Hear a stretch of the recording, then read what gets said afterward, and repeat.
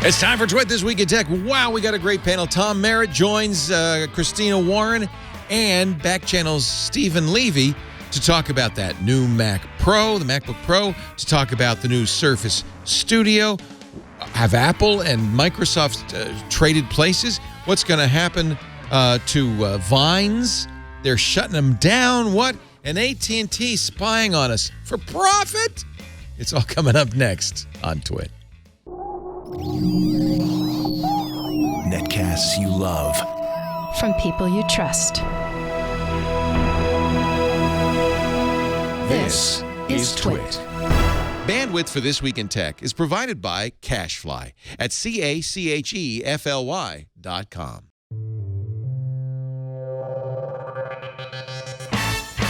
This is Twit This Week in Tech, episode 586, recorded Sunday, October 30th, 2016. The AIs are talking. This Week in Tech is brought to you by Blue Apron.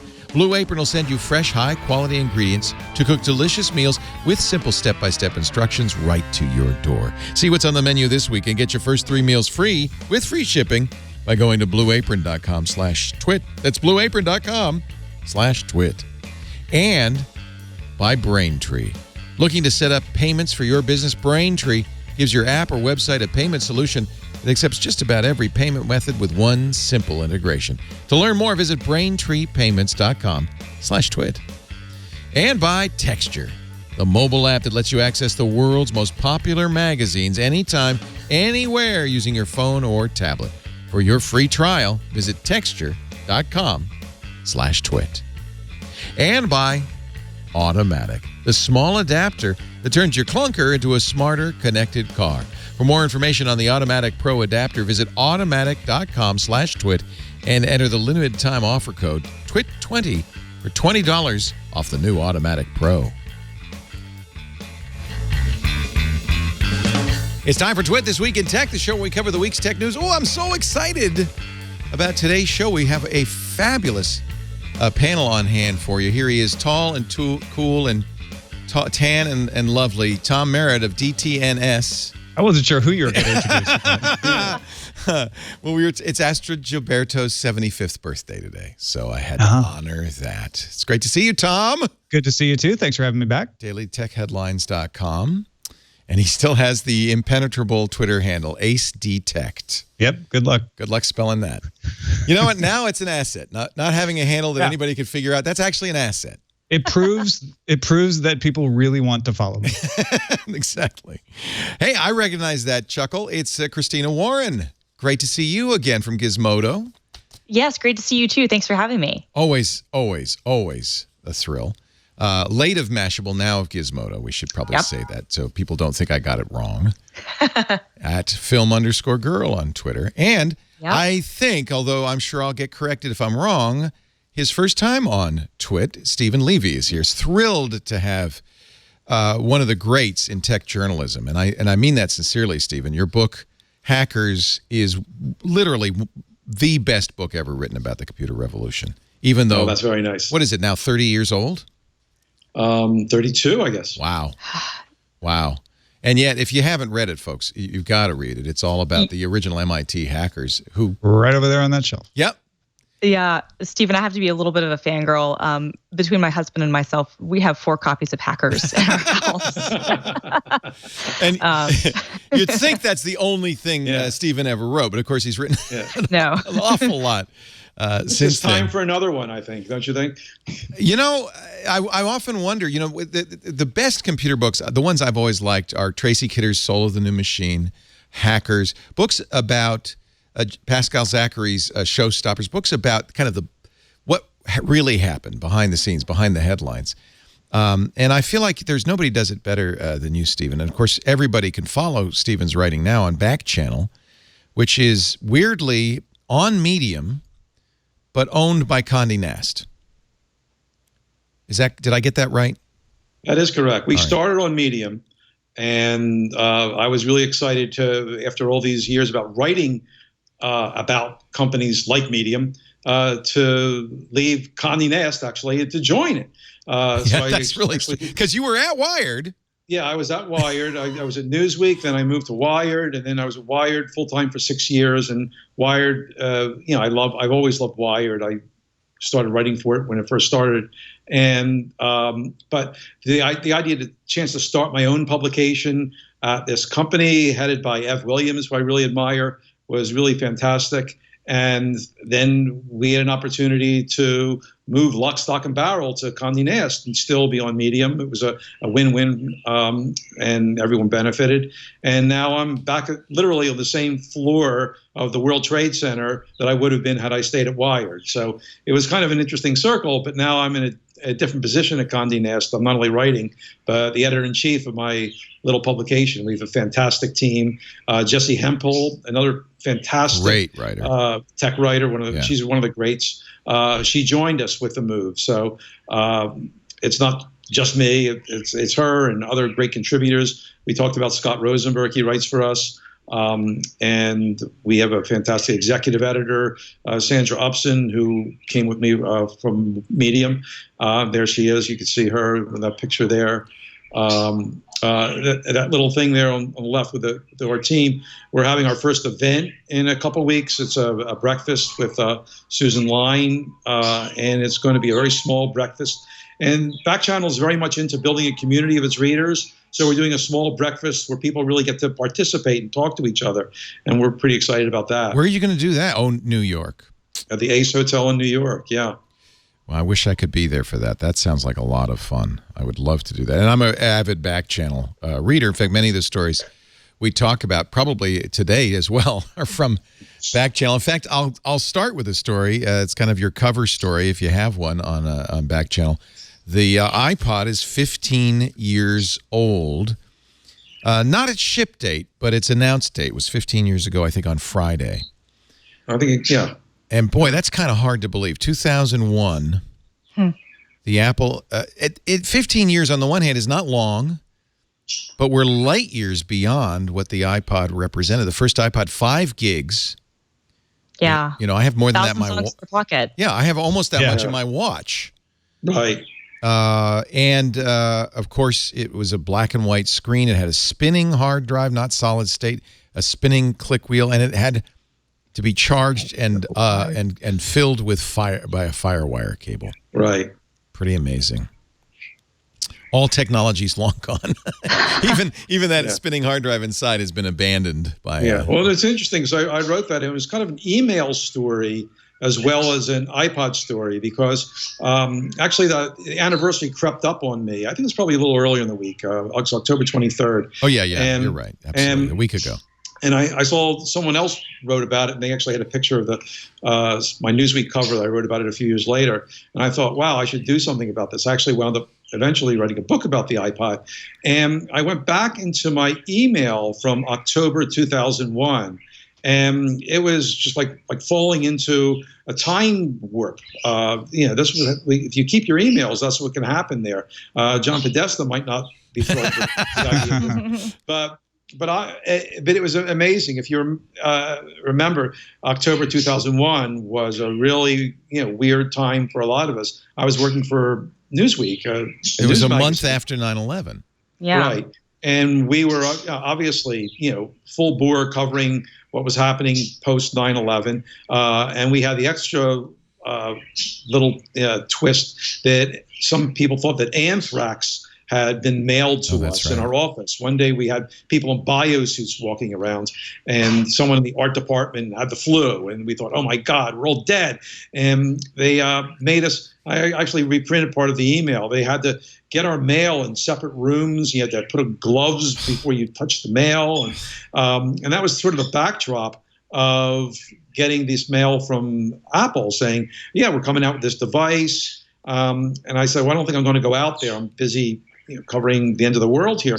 And they said, well, don't worry, we'll can deliver you an iPod, and there it is. And here we'll set up this interview with Steve for you, Steve Jobs, which is what happened there. And I talk about that and lay it out and wind up revisiting something that I wrote about actually in Newsweek and then later in the book about the time a day later, when I went to a dinner because Windows XP was rolling out, and they were rolling it out in New York, which was a big vote of confidence for the city. Rudy Giuliani was there and everything. But the night before the launch, they had a dinner. I sat next to Bill Gates and pulled the iPod out of my pocket, which he hadn't seen. Oh. I got to show it to Bill Gates. A rare opportunity to one-up Bill Gates. Well, was he interested? He was fascinated with it. You have the text there. It was, I just handed it to him, and then it was just him and the iPod having this moment together. And he was impressed. Although a little surprised that it was only for Macintosh. But that didn't last long. Steve eventually figured out that this was a product that everyone could like, and was actually a change in direction for Apple. Instead of just promoting the platform of the computer, he realized that there was a big opportunity for Apple to lead in I guess what some people call the post-PC era. And that's exactly what happened. Now, I guess you might say this is the first, the beginning of the post-PC era in some ways. Yeah. Sure. I mean, I know that I have a Mac because of this. I had an iPod. Yes. Right. You had this first. I used Macs in school, but when I went to college, they were expensive and OS X was not great. But the iPod was so fantastic that, that halo effect that everybody wrote about was a very real thing.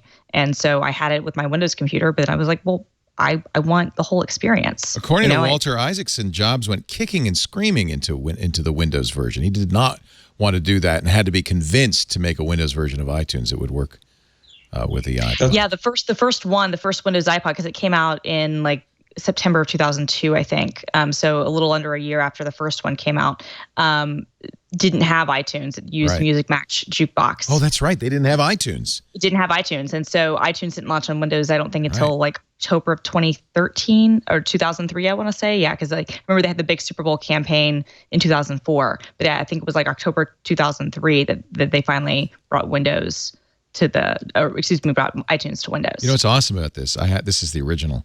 It still works if you can find a FireWire cable to charge it. Yeah. And can figure out how to connect that to the wall.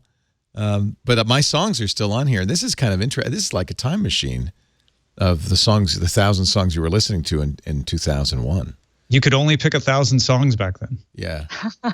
You had to pick your favorite. That seemed like a lot. It seemed like a lot. Yeah. Let's fast forward 15 years. And actually, I'm really curious what you all think about this. Apple had its event this week. Its October event. No iPads, no iPods, no iPhones. It was all about Macintosh, and not even really all about Macintosh, all about MacBook Pros. No mention, in fact, at all of the iMac or the Mac Pro, which is way overdue for an update. At least we got new laptops. But Apple, which has turned its back, even going back to Steve Jobs, on touchscreens for desktop computing, finally kind of acknowledged that maybe it had missed the boat, at least that's my interpretation, and put an OLED touch bar in place of the function keys. I'm not saying anything anybody who's paying attention doesn't already know.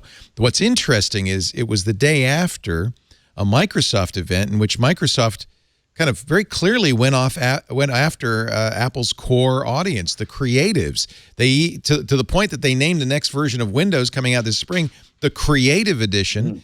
And introduced their first this is weird just saying, Microsoft's first desktop computer. They'd never made one before.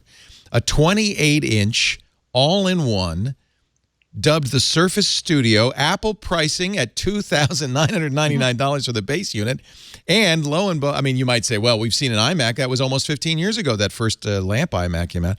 But this one lies almost flat on the table at a 20-degree angle like a drafting table. And it's clearly aimed at the designer, the artist, the musician, the writers, the people that Apple has traditionally owned. And it's caused some creatives to say, I'm moving, I'm giving up. Tom, did Apple miss the boat? Well, that depends on who you are, right? If you're somebody who looks at that and says that's the device that I was waiting for, then yeah. The Surface Studio. Yeah. If you're somebody who's just says, you know what, I like OS X reliability and I need a laptop, then no. They haven't done anything with Windows that would make someone who loves OS X switch. What they've done is said Windows now has a bunch of things you didn't think of Windows being able to do. Yeah. And if that's one of those things that you've been wanting to do, particularly on a touchscreen. My friend Scott Johnson is really intrigued by this He's because a he does a lot cartoonist. of drawing, right? And he's like, I don't have to get a Wacom tablet. I can get a Surface tablet, or maybe even the Surface Studio. You don't need the Cintiq, which is $1,500 by itself. Yeah, and for the big Cintiq, the 27-inch one, it's actually $3,000. $3,000. $3,000. Now, it has more pressure sensitivity points, but it's lower resolution and is literally just a tablet. And some have pointed out this ad that Microsoft showed for the new Surface Studio is very Apple-y, isn't it? Oh, it's so Apple. Including the music. I wrote that, I was shocked not to hear Jonathan Ive narrate. I know. It is the thinnest Windows PC. Well, and the Google Pixel ads are also very Apple. Yeah. Well, that shows Apple's influence. It doesn't mean they're trying to eat Apple's lunch. It just shows Apple's influence on advertising. Although it is lustworthy, is it not? Oh, it's beautiful. I mean, I got a few minutes to play with it at the event on what was that? It was Wednesday, and I was very, very impressed. Especially for such a niche device. Very, very impressive. Niche in a number of ways, although it makes sense if you think about Microsoft as being the creator of Windows for OEMs. They don't want to get Dell and Lenovo and everybody mad at them. So here, you make a device that is clearly not going to eat much of their business, the OEM's business, and yet can show what Windows can do. It's almost a reference design as much as anything. One of the interesting reactions to the Daily Tech News Show audience was people saying they went on and on and on when they introduced Windows 10 Creators Edition about how this was for everyone. You didn't have to be a computer expert. Right. And then they come out with this, in their opinion, insanely expensive computer. They're like, that's not a price for everyone. This is not for everyone. No. Influenced, though, by the Surface Table, which came out. Remember when Apple announced the iPad in 2010, Microsoft said, oh, wait a minute, we've got something like that, which is a big-ass table. And this is you're supposed to use it in the bar room or something like that and play a game. Yeah. And this kind of stuff was interesting. This stuff, this Minority Report stuff, has been around for a while. Microsoft has had it in the research lab. They hired this one engineer who sort of did it on his own, and Johnny Lee Chung, I believe his name is, and I don't think he's still at Microsoft, but there's his legacy. And Microsoft has had this rap of things could just sit in the research division and fester for years and years and years. And this is a case where they finally did bring it out, and it's getting a lot of applause and kudos and things like that. A lot of people are saying now that Microsoft is more innovative than Apple, and I actually Googled that phrase in there, and there's like about 30 tech publications that said it. I think that's a little too facile. I think that it's more accurate to say that Apple's now in a position that Microsoft was in during the 90s of being the dominant company in the dominant platform, which is mobile, right? So they can't really innovate as drastically as the would-be's. They've inherited Microsoft's legacy problem. Exactly. So you see how slow they are in a total redesign of the iPhone. Yeah. We've been getting these increments. What they do is they usually do one big innovative feature, and that's the next iPhone, whether it's the new number or an S, right? Yeah. So you can see it's painstakingly, deliberate as to how they evolve this leading product, because people still buy it. And they had a really lucky break this time around because Samsung's phones catch fire all the time, and they're off the market. No one's going to buy it. I don't think the Pixel is going to roll out in any kind of the numbers that'll threaten Apple. Pixel's problem, of course, is you can't get it at carriers except Verizon. And even T-Mobile, which said, we're going to have a big Pixel announcement. Their big announcement was buy it from Google and you can bring it to T-Mobile. That's not how you get to market, really. I mean, you've got to be in the phone stores. And even in the Verizon stores, it's not clear how much the salespeople will push it as the Android phone to buy. That remains to be seen. So basically, Apple has a clear coast. This Christmas, anyone's buying a phone, you've got to think of Apple first. Well, and I think the key is if you're doing a long-term line like laptops, which arguably are declining for everybody. So Apple's bucking the trend a little bit by maintaining a smaller decline than other people. You innovate very slowly. You say, look, reliability and familiarity are good. What Apple hasn't done, which I think people are noticing here, is come up with something that stuns you like the iPad or the iPhone did. And Microsoft hasn't put out an all-in-one PC before, and they put out one with some really cool design. Yeah.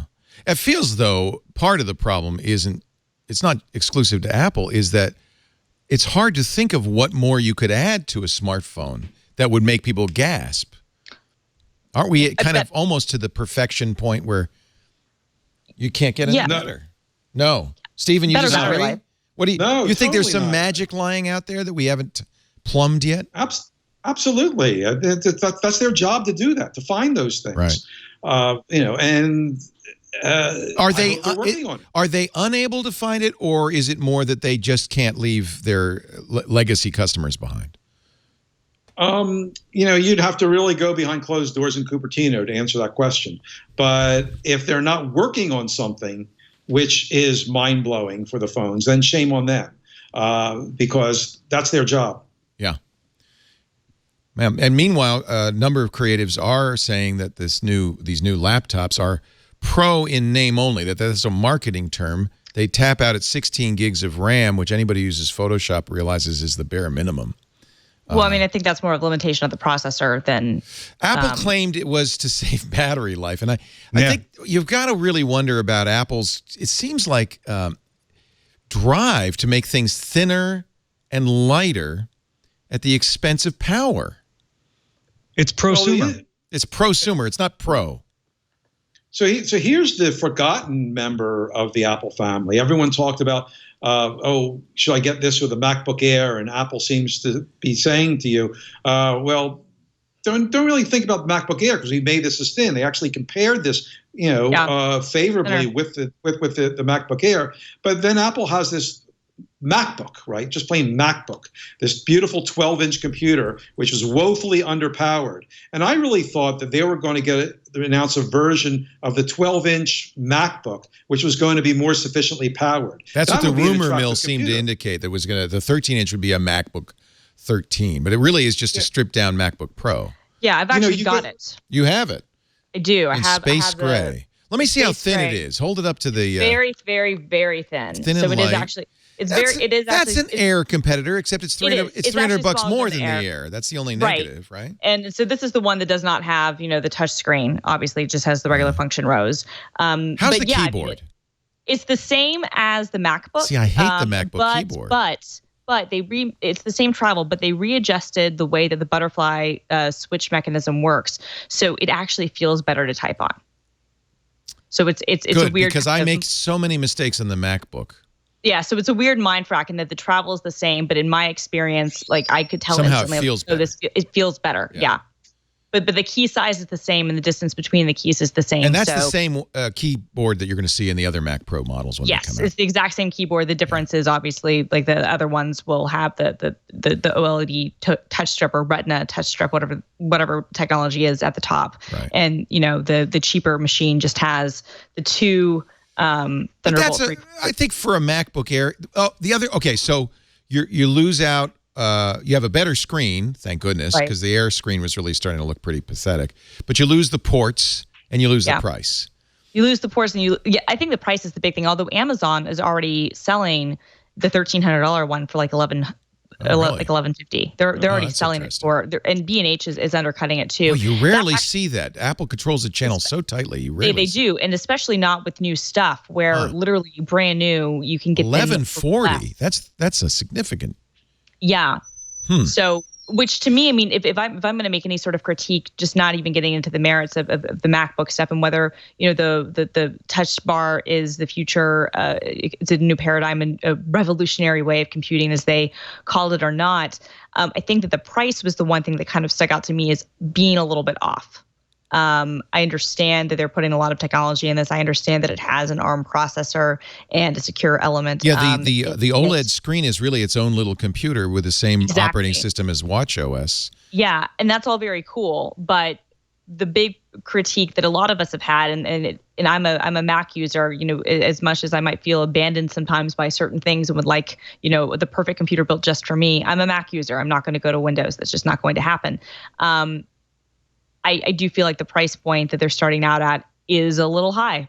Yeah. And that's going to be difficult, I think, for some people to kind of justify, $1,800 for a 13-inch laptop, $2,300, $2,400 for a 15-inch laptop. Ironically, pros, because they're buying something for work, I don't think they're as price sensitive. So I don't think price. You're agreeing with me, Tom, right? Price is. But the pros, but with the last version of the MacBook Pros, what was great about them, and some people say these were the greatest computers that Apple made, really, was because the Pros were not so much more expensive than the other models. If you compared before last week, you compare a MacBook Pro to an Air, the MacBook Pro was a much better deal. Right. And if you max out the specs, the 2013 versions maxed out in the $3,000 range. Oh no, we got up to $4,000. These got up above $4,000 exactly. So for the 15-inch, and all you can get are Pros. I mean, yes, there is one MacBook version. Yes, there's the old MacBook Air version, but they are very obviously tilting towards MacBook Pros, and yet not targeting the upward professionals. It is a prosumer model. I don't have a problem with them dropping the Air because they've got a very thin and light. Look, they had to improve the screen, so they're all Retina now. They've got a very thin and light. They've got a medium thin and light with this OLED-less 13-inch, and the line makes sense. Yeah. The problem is you cannot buy a loaded MacBook Pro that does what they pretended it could do.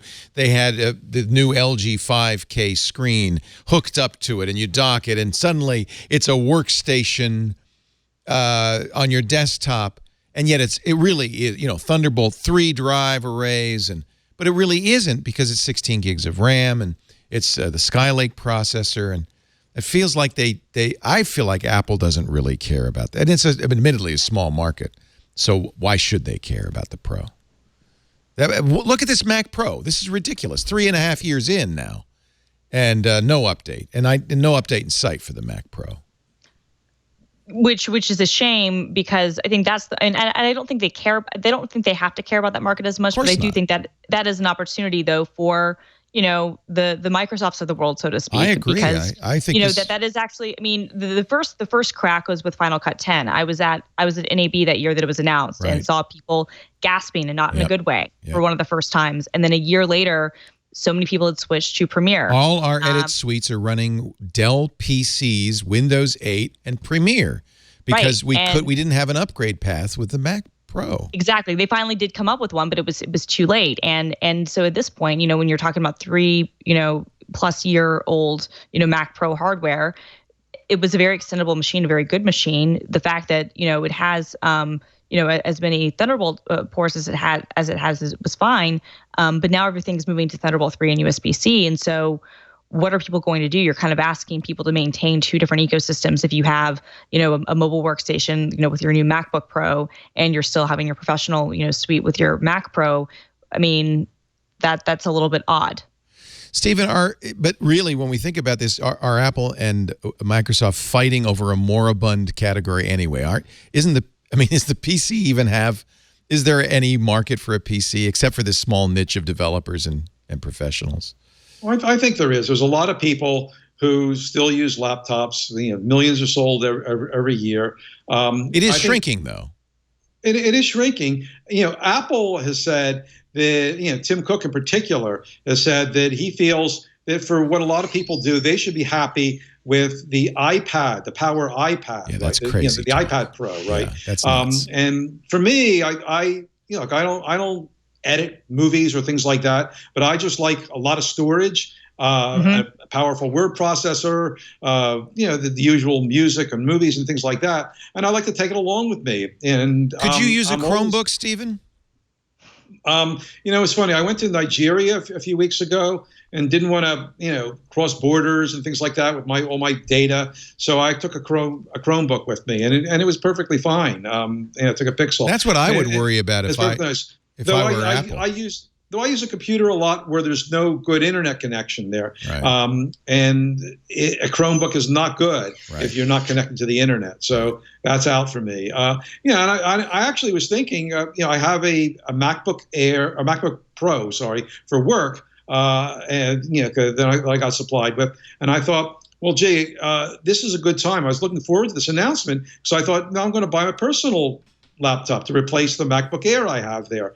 And I'm not quite sure if I'm going to be running out to get one of these things. I'm going to have to get a lot of dongles and things like that in order to go with it. It's going to be a little more money than I thought. I was a little disappointed that the basic things for a 13-inch, even the highest end 13-inch, you only get 256 gigs of storage there, and automatically I went 512. Yeah.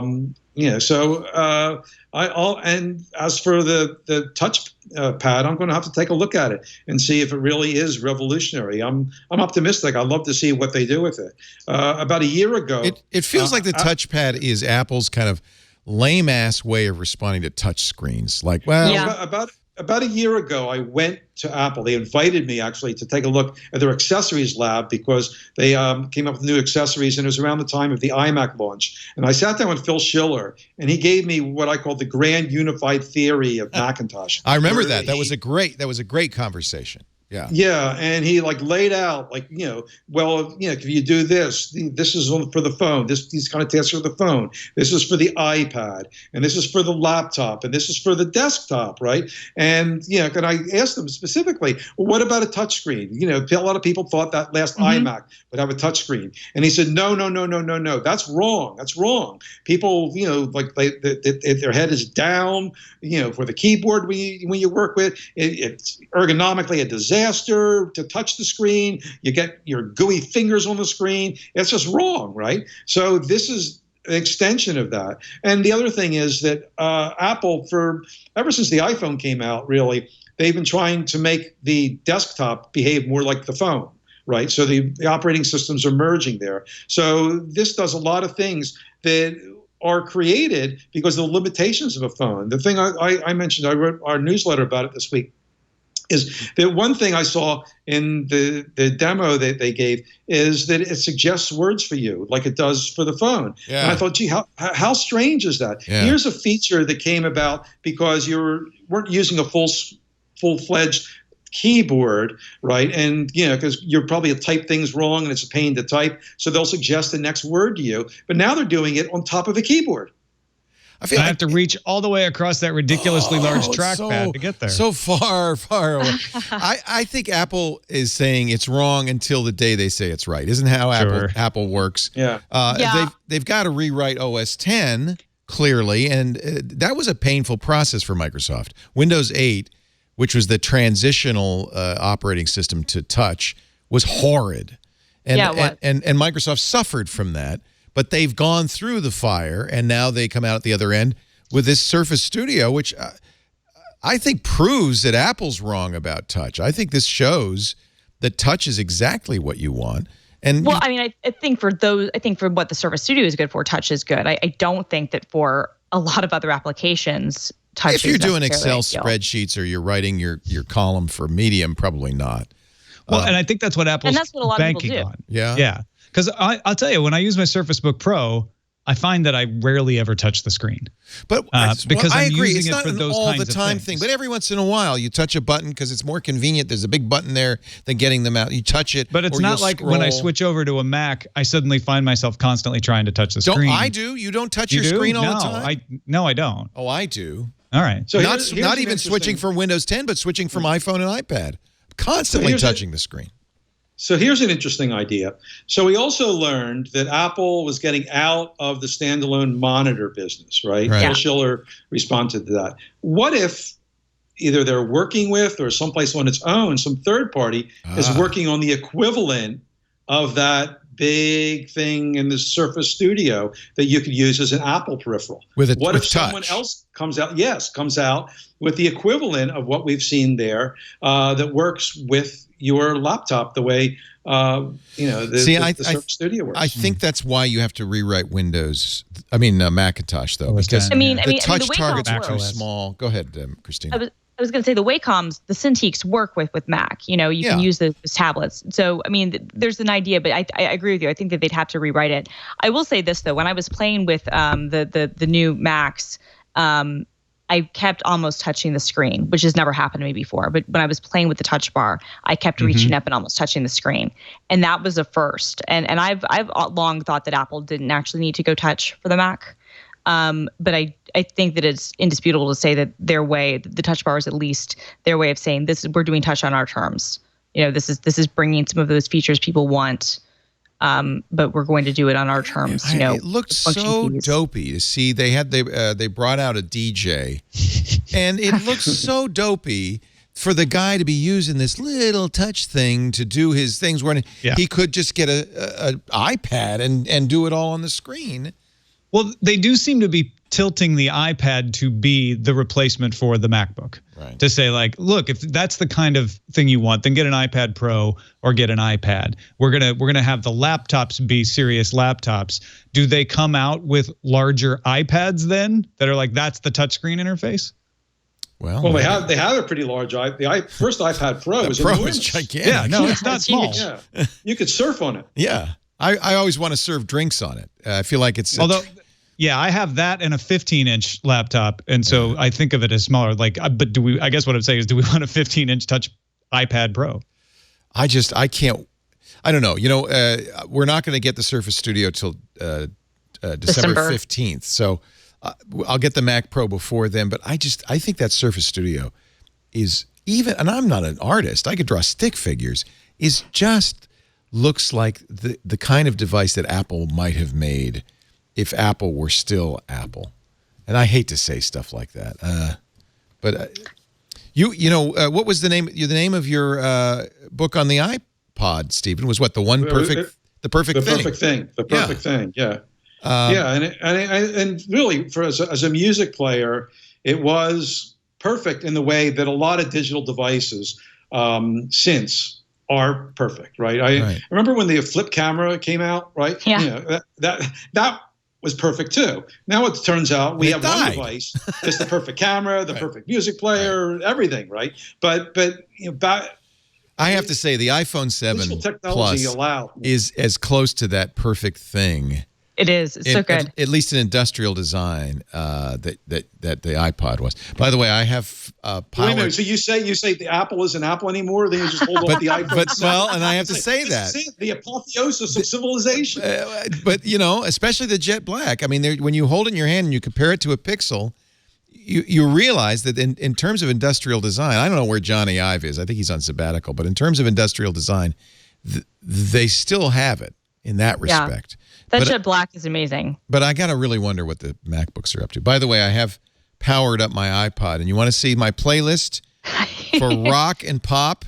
The #1 song, Britney Spears, Hit Me Baby One More Time. Classic. Good song. 2001. Good song. It was a great year. You Drive Me Crazy. 98. That song's from 98. I'm an old man. 3 years later, I'm still listening. It's still great today. I can't believe you know the year. That blows me away. Of course I do. I was 16 years old. 8th grade, right? Yeah, okay. Soda Pop. I don't know what that even is anyway. Well, I guess I'll have some listening to do. We're going to take a break. This is fun. I love this panel. Tom Merritt is here from the Daily Tech News Show. Great to see you, Tom. Glad to be here. See your set looks exactly the same. Ours has changed, but yours it just never changes. I love it. Is that a functioning fireplace? Yes, it is. Wow. It is not a green screen. We have a fake fireplace here. Yeah, I haven't cleaned the chimney in a while, so I'm a little nervous about setting one up. But you see, our fire is burning over here, but it actually exudes zero warmth. Otherwise, Stephen would be really torching right now. Stephen Levy is also here from backchannel.com and stephenlevy.com. And, of course, Christina Warren from Gizmodo. And we're thrilled to have all three of you. Our show, you can take a break, folks. As they used to say in the Army, smoke them if you got them. Our show today, don't please. Our show today is brought to you by Blue Apron. I want to talk cooking right now. I know it's a tough thing. You work 9 to 5. You're at the end of the day, and my wife and I work together, and this is the question I dread at the end of the day: what are we going to do for dinner? And it's daunting to think, oh, now I have to plan a meal. shop for a meal and cook the meal. And that's why, thank goodness, there's an IHOP just around the corner. And you don't want to end up, frankly, at the Burger King, the Chipotle, the IHOP, the Applebee's every night. Well, Blue Apron is the solution. Blue Apron Day is my favorite day. We get home on the porch, the refrigerated box containing 3 different meals, delicious meals we picked from the Blue Apron site, using ingredients that are fresh, never frozen, not even the meat or the fish, because it's a refrigerated box. Exactly the right ingredients for the recipe. You get a recipe card with it as well. So you never have too much. If you need 1 clove of garlic, you got 1 clove of garlic. There's no waste. And by the way, under $10 per meal. Now, if you shop for the same product at a grocery store, it's going to cost you 60% more. I think sometimes people look at this and go, oh, this is going to be expensive. It's actually more affordable. And you're going to cook what is that? Grilled ricotta cheese and beet sandwiches. See, that's amazing. I mean, I don't know what it tastes like, but that's amazing, with persimmon and marinated fennel salad. So these are exotic ingredients, great recipes. Once you cook this, you're going to go, wow, I want to cook that again. The nice thing is Blue Apron doesn't repeat. They guarantee you unique recipes every day for at least a year. And you're going to use unusual ingredients you've never tried before, but you're going to make a wonderful meal. They have plans for a couple, plans for a family with kid-friendly ingredients. And, of course, you're choosing exactly what you want. So if a beet grilled cheese sandwich doesn't sound like heaven to you, it actually kind of looks good to me, you can try crispy chicken Milanese with warm Brussels sprouts, celery, and potato salad. Or how about a Thai green curry chicken and squash with yu choy, jasmine rice, and cashews. Pork meatballs, Southern Indian squash curry. There's always something on the menu that's delicious. Blue Apron's mission is to make incredible home cooking accessible to everyone while supporting a more sustainable food system, while setting the highest standards for ingredients, and building a community of home chefs. And this is it. I want you to try it. 3 meals free when you go to blueapron.com/twit. They deliver to 99% of the continental United States. Shipping is free, as well as those 3 meals. Blueapron.com/twit. You'll love how good it feels and tastes to create incredible home-cooked meals with Blue Apron. And we thank them so much for their support of This Week in Tech. It was funny to see the Surface Dial. I was thinking, what was the name of that Power Mate that Griffin made? You guys remember that? The little knob that you got with your Mac? It was exactly the same thing. Never came to market, but they had a couple of, they had like a ruler and a pencil, sort of like that. They showed off that were... That you put it on the iPad, right? Exactly. Yeah. Exactly. It kind of reminded me of that a little bit. Yeah.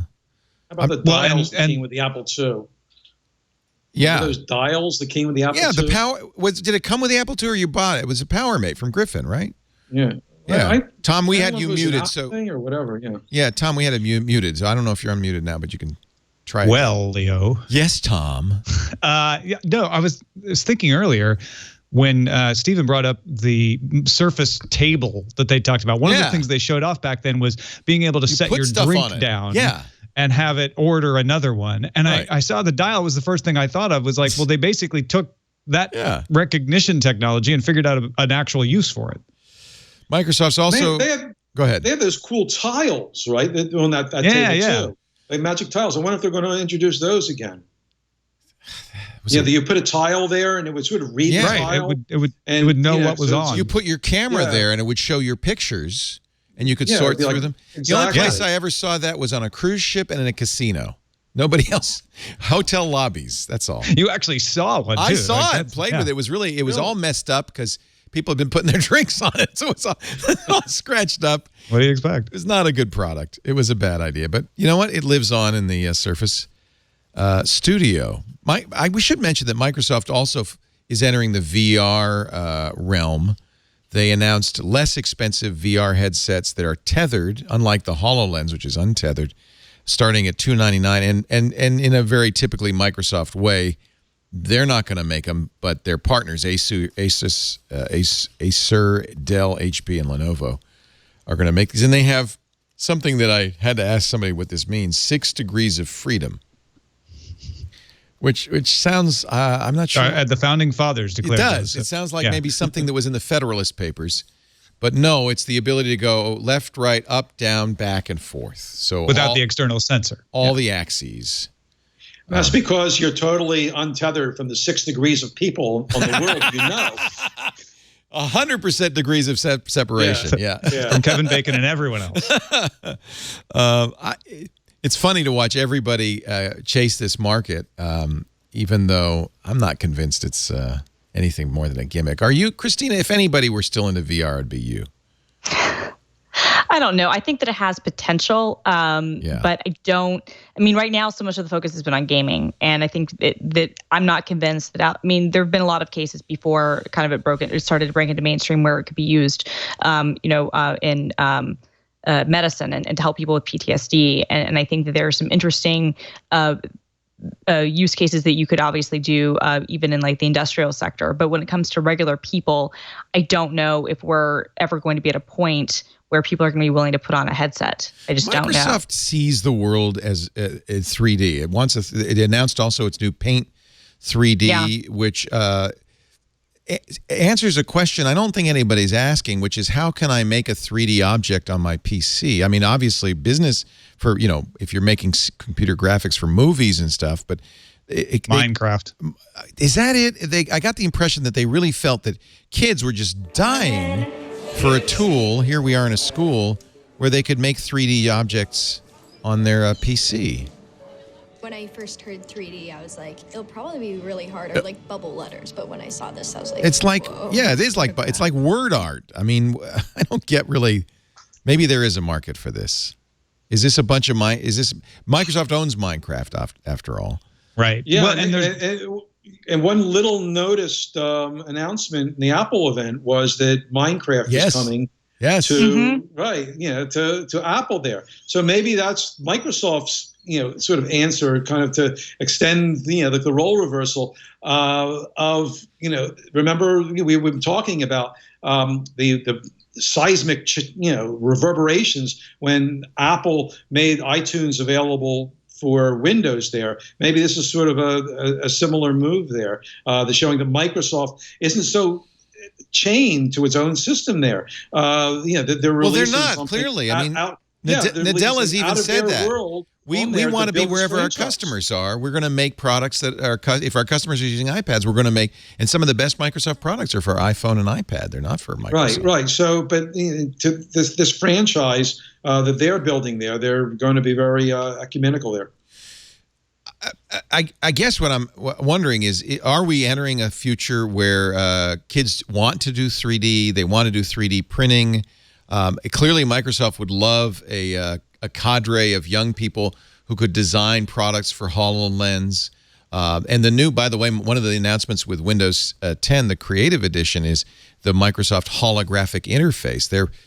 You can't use it now, but eventually you'll be able to, speaking of Minority Report, interact with Windows in a very kind of virtual or augmented reality way. And that's going to be built in the next version of Windows. So maybe it's just Microsoft saying, hey, you guys, you need to learn these skills because we need you to write the next generation of operating systems. Well, yeah. I mean, there's a ton of VR headsets. Microsoft, took less than 30 seconds to announce a bunch of cheaper VR headsets. Right. The ones that have phones that you put in them are obviously the more popular right now, but because they're cheaper, that will change as it goes along. Yeah. And Microsoft's saying, we're the place where you can design stuff for that universe. You guys that are young are already designing 3D stuff for the Minecraft universe. And of course, we've got the HoloLens coming out, which we think will be a huge hit eventually. So we need a tool for you to be able to design for that universe. Yeah. All right, enough of Apple and Microsoft. I'm sick of them both. No, actually, I'm not. I can't wait to get both my hardware. Christina, you don't have the OLED yet. You just have the I don't. OLED. No, I don't. I just have the base model. But you did play with the OLED. I did. I played with the OLED. And you thought it was great? I thought it was very cool. Is it a gimmick, or is it something that regular people will that the professionals and people really want? That I'm not sure about. But I thought it was very cool, and I thought I was a little bit concerned that it would be weird to use, that you would constantly be looking down at your keyboard and you wouldn't be able to see what was on the screen. Right. But I felt like I was afraid it would feel unnatural. It actually didn't. It actually felt very natural. Okay. But how useful it will actually be, that I don't know, because I was already thinking to myself, I have so many key bindings, muscle trained to my memory, and that use the function keys. And so I don't know how that will work in an era with a touchscreen. Turn on the setting that makes that strip be function keys by default. Well, you can do that. And a number of people are saying, well, how can I be a programmer now because I don't have an escape key or an F1 key? But in fact, they showed a picture of an escape key. So you can obviously, in fact, you could have Vim bindings if you wanted, I guess, on your OLED screen. And Lenovo did this on the X10 a few years back. Oh, really? It was a little more limited. It could only do 4 key sets, so it wasn't as programmable as this. It wasn't in color. And it was neither a hit nor not a hit. Like, as far as I could tell, there weren't significant complaints about it. It seemed to work fine, but people didn't also rave about how it really increased their productivity. Did Art Lebedev, you know where I'm going with this, did Art Lebedev ever release that keyboard he was going to do with all OLED keycaps? Remember that? Yeah, no, they did. They did. I thought it was a. It was very small quantities, from what I understand, and expensive. It was super expensive. And then there's the rumor that they're going to be with the 2018 MacBook with the e-ink with the keys. e-ink things. Yeah, that's kind of interesting because they would be normal keys, but they would be completely programmable. I don't know if but.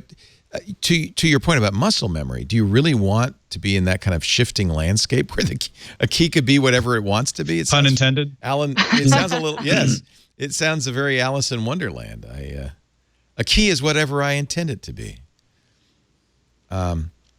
Let's as I said, time to move on. Let's talk about Vine. Speaking of moving on. 3 years and out. Now?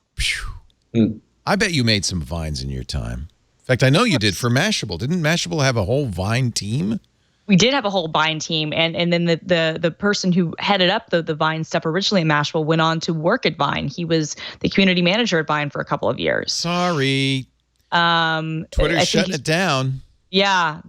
No. I'm not surprised given their financial situations, but yet I am surprised because it just seems Russ Yusupov, who created Vine and sold it to Twitter, had a fairly pithy response to the announcement. Never sell your company. Don't sell your company. Said that. It may or may not have been related to the announcement. It could have just been. Scroll down a little bit, Karsten. Scroll down. There you go. There's a tweet.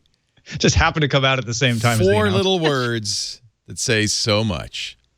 Yeah, but would those words come from the CEO of Meerkat? Yeah. No, I think seriously. Ben Rubin's moved on to. Boy, that disappeared too, right? They announced they were going to do a social Meerkat, and that was only a month ago. Yeah, well, and Meerkat's gone from the App Store, but I agree with you, Stephen. I mean, I think that as much as he might be, pithy and be like, "Don't sell your company," well, no one else probably would have bought your company. Right. So I don't know. He sold it, they say, for $30 million. Russ, I think you should take the money and run. Well, I mean, the question is, could he have made it on his own? Could he have beaten Instagram, right? No. Yeah. Well, and I read an article that there was a turning point with Vine when all the Vine creators I love the story. Got together. Where was that I read that?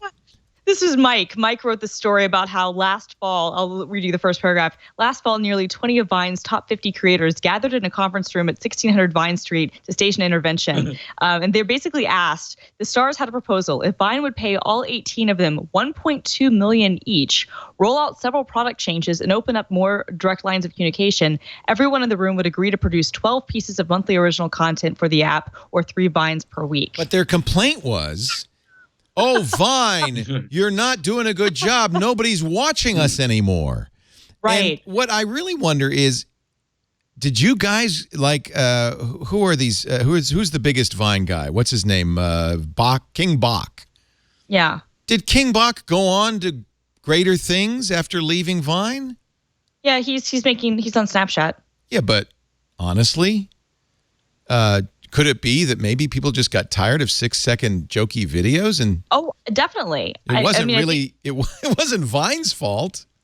No, I mean, I think that they probably had a point that they wanted some product changes, and there were probably things that Vine could have done to talk to the creative community more and figure out ways I think to make they the wanted product better. $1.2 million. But I agree. But I think that I think that the ask of 1.2 million each crazy. to create 12 pieces of content monthly is an insane Guys, ask. you're not the cast of Friends here. This is not.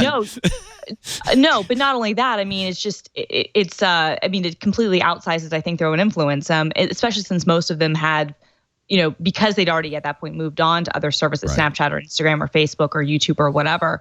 I mean, and there have been a few like legitimate artists that came out of Vine. So some of them have gone on. Lily Pons.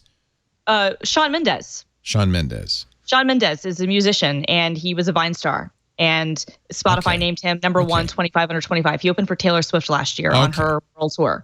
But that's few and far between. Was his set 6 seconds long? Basically, I interviewed him, and it's bizarre to me. I'll be honest with you. I met the kid, and my internal response was, yeah, good luck with all that.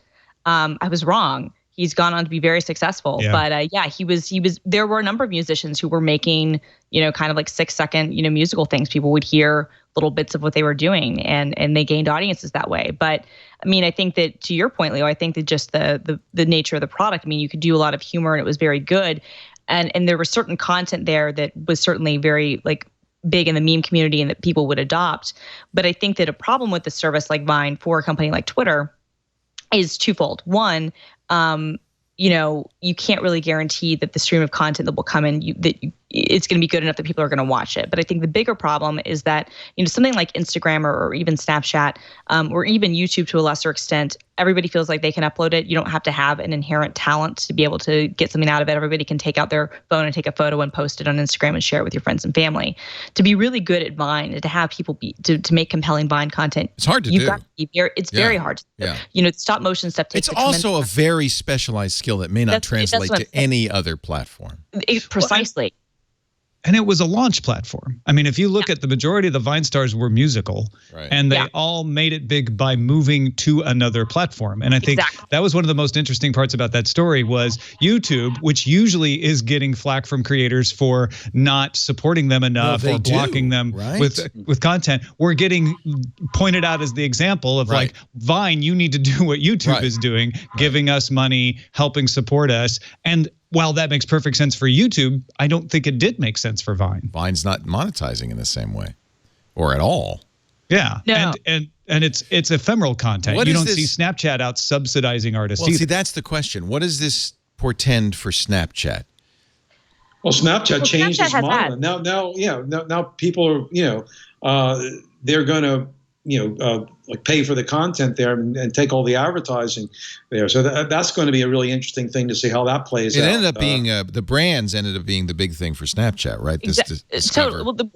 The brands, but even beyond that, when you have like your influencers, like some of the bigger Vine people are really big on Snapchat. And if you get like if you're verified on Snapchat, you get like your own custom emoji or whatever, they will run ads on your stories. So they're okay. So they can monetize. And I'm sure that they're getting a cut of that. Snapchat's running ads on them. So like when I look at, Kylie Jenner's Snapchat, as I do every day, there are ads. Yeah. I mean, genuinely, everyone should. It's actually really, it's kind of amazing to look at. I don't think I can handle it. I'm sorry. But it's amazing to see what youth is into. And I do love the teens. But they run ads on that. And so the people who are getting, tremendous amount of views, are potentially bringing in actual money that way. And they could never do that on Vine because Twitter, I mean, that's been one of their stories is they've had a really difficult time monetizing, I think, as well as everybody else in their space. As always. And the filters. Snapchat had the filters that they sponsor all the time. Who doesn't love filters, right? Those little filters are always sponsored. Yeah. And another thing that Vine never had. They never built on Vine. Right. Right. Vines are on Vine. Vines stay on Vine. But Snapchat filter pictures, for instance, are everywhere else. They're all over Instagram. They're everywhere, right? People. Well, and Vine, the product at launch, is still the product now at the end. Like they didn't expand it. They didn't change it. No, they didn't. I mean, they made it so you could upload other video. Like in the early on, you had to actually record with your phone camera. And so when Mashable was doing Vine content in-house, that was tremendously difficult because we would literally have to have, Jeremy, who led it up for Mashable, and then when I'm going to Vine, would sit and spend, hours upon hours upon hours and hours to do stop motion stuff, and I would have to do it all with, his camera, and you couldn't put in background tools. music. It's very primitive. And then they did add more stuff, so you could upload existing video and have different audio stuff and have different tools. But that came late, and again, that's still very specialized. Whereas something like YouTube, obviously you have a lot more options. Even with live stuff like Facebook Live, there are a lot more options. Right. So. Is it, though, a larger story, really? Because Twitter cut 9% of its workforce. Vine was just a part of all of this. Totally. And clearly, if you can't monetize, Vine's gonna go. Twitter's trying to show profitability, and the only way you can do it... Or they're trying to get sold. Yeah. Well, most of it is trying to get sold. Everyone but Jack Dorsey is trying to get sold. Jack just wants to make money. Yeah. I mean, but you're not going to get... It's going to be difficult to sell... Well, there's a lot of roadblocks to Twitter selling. There are, but I think that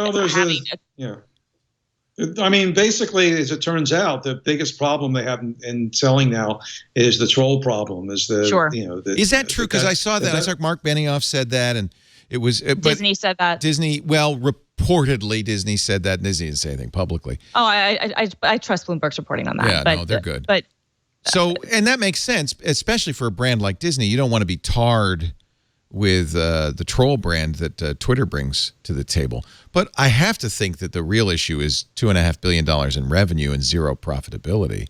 Yeah, I mean, and I think that, they have... Vine, if you look at it, was always a very different core product than Twitter's core product. Twitter is all about the now and the instantaneous, and Vine was fun, and certainly there are a lot of Vines that I've enjoyed over the years, and a lot of people who made really good content, and I think that the community they built there, and kind of the outpouring of the people who that community is leaving, that's interesting. It's always interesting to see communities get shut down, and we haven't seen one that was this big, so to speak.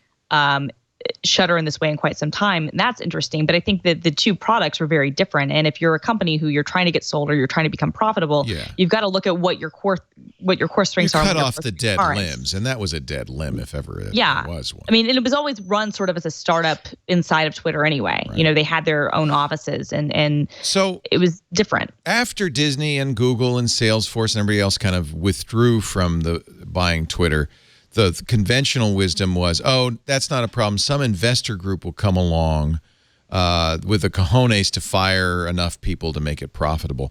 And that doesn't seem to have been materialized. Have any of you heard of any inkling that somebody might be sniffing around? It seems like nobody is. Just the rumor that Disney was back interested, and that lasted for half a day before it went away. Well, I think there's a perpetual appeal for Google this dance has been going on for many years because obviously it's very valuable real-time information that could be of great use to Google. If the price was right, Facebook. Are they just waiting for the stock to tank, or? Well, I don't know. I mean, for Google in particular, there could be a regulation issue there when they bought it. But then again, if it got so weak, they could argue that, look, no one else wants this. So how can you say that we're saving? That we're saving jobs or whatever. And it's not like Google Plus is really in the same business. In terms of the profitability, Twitter has actually done a fairly good job of monetization. Adam Bain, who's the business head of Twitter, has done a fantastic job. The problem is that because it's not growing, then Wall Street isn't tolerating these losses that come through. And most of the losses, if it wasn't for the money they pay out for options in terms of the compensation, things like that, it probably would be profitable, or they could jigger the numbers to make it profitable there. The problem has always been, for the last couple of years, just there's a lack of growth. Stagnant growth. Last quarter actually was their best growth quarter in a while. It wasn't gangbusters, but it was moving the needle there. And you look at the impact that Twitter has on this election and how big a story it is. You can't say that Twitter isn't, in some sense, an amazing company. I like the idea that Donald Trump puts together Trump.tv and buys Twitter as a social arm. I love this idea. I want to see this happen. Donald Trump doesn't actually have that much money, but he doesn't need money. He gets people. People will Sure. But don't you think, Stephen, I mean, I agree with what you're saying, and Twitter's certainly very important, but don't you think, though, that the fact that Twitter has been so crucial to this election and has been such a big part of the conversation, and is arguably more relevant now than it's ever been in social discourse, and it only the growth was only what it was. Doesn't that represent? I mean, I you know why? You know why? Because it's only us that see Twitter as being. It's a small slice of society. I mean, I've said this many times. I mean, I love Twitter, and I've built a lot of my career because of Twitter. But don't you think, though? I mean, I think that maybe the problem when they went public, and certainly with their expectations in their roadshow, was that they could have this growth, the trajectory that you've seen with Snapchat and with Facebook and with Instagram and with other properties. But it's just never going to be bigger than 300 million people. I mean, I think it's just reached the number of people that it's going to reach. And that's what the board and the stockholders are saying when they want to sell, is this needs to go to somebody who can use that as it is. Right. Let's cash out. And Jack Dorsey is saying, no, let's lean into that.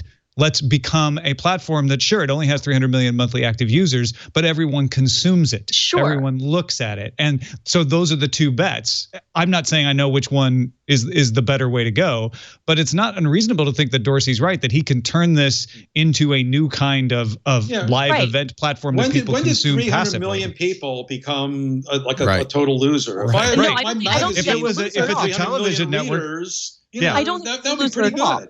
I don't think it's a loser at all. I just think that that's the cap of where it is. That's not to say that 300 million is small. Well, that's first of all, half of those people are fake. I think that the real number is somewhat less than 300 million. Well, okay. Let's assume that. I don't actually think that's true. But let's say it was 150 million. That would still be tremendous. Oh, yeah. I fundamentally think that whoever buys Twitter, or if Twitter stays, independent, whatever happens, they have to focus on the fact that the days of growth, it's never going to be a billion user entity. Right. It's just not. And that's okay. It doesn't have to be. But I think that the fact that this election, when it's been, used by by both presidential candidates, but especially used by one as basically his central way of communicating directly with people, it's become a crucial part of discourse. And the growth was only like 3%, and that was their best quarter in years. Right. I think says that no matter how important it might be, and no matter how good that number might be, like from a macro level, that's just as big as the company's ever going to get. And who, the people who are making those decisions, like Tom is saying, are going to have to make the decision, I think they just need to focus on the fact that this is never going to be a 500 million. Well, what if we stipulate that's a big enough number to be valuable, and that in the last few months, Dorsey has shown that Twitter can become a media platform in a very interesting way. I think November 8th, I'm probably going to be watching Twitter as closely as I watch any television network, right? Well, but you're not going to be watching Twitter. You're going to be watching. Is it BuzzFeed or Bloomberg? I can't remember. Well, I'll be watching BuzzFeed on Twitter. Yeah, it's BuzzFeed. Okay, but that's on Twitter's website, right? I mean that has value. I think Dorsey has made some very significant changes that are probably in the right direction. I think he's got the right idea that Twitter is essentially a participatory broadcast platform. Yes. And that people are missing that it's not either one. It's not a broadcast platform. It's not a social network. It's a blend of the two. The question is, can he pull that off to not only keep it as a business, but make it attractive to advertisers and other monetization opportunities? Well, he may get the chance, because I don't see anybody, getting in line to buy the thing. But maybe there's behind the scenes. You're right, Stephen. Google should buy it. Google has been talking, just a number of times. I've talked to any number of people at Google over the years. And then, maybe at one point it was like $1 billion. At one point it was $10 billion. And the discussion always went, and there were some people who wanted to buy it and some people said no. And again, at one point, anything Google did was subject to huge regulation here. Right. Who's to say what would happen if Google Alphabet should buy it. Oh, Alphabet, yeah, right. Maybe that's different. Google, it is different. Have a Chinese wall. It would wind up in Google. I mean, it would be crazy if Google were to buy, or Alphabet were to buy it. It would have to be in Google. Yeah, it wouldn't be. You put it in YouTube, I think, even. Yeah, that's interesting. Oh yeah, actually, that Look would be at really Twitch. smart. Twitch is essentially that, right, with the chat and the video at the same time. That would be a very interesting play. Twitch is a social network. In fact, that was the other thing at the Microsoft announcement that I thought was very interesting, announcing essentially a Twitch competitor.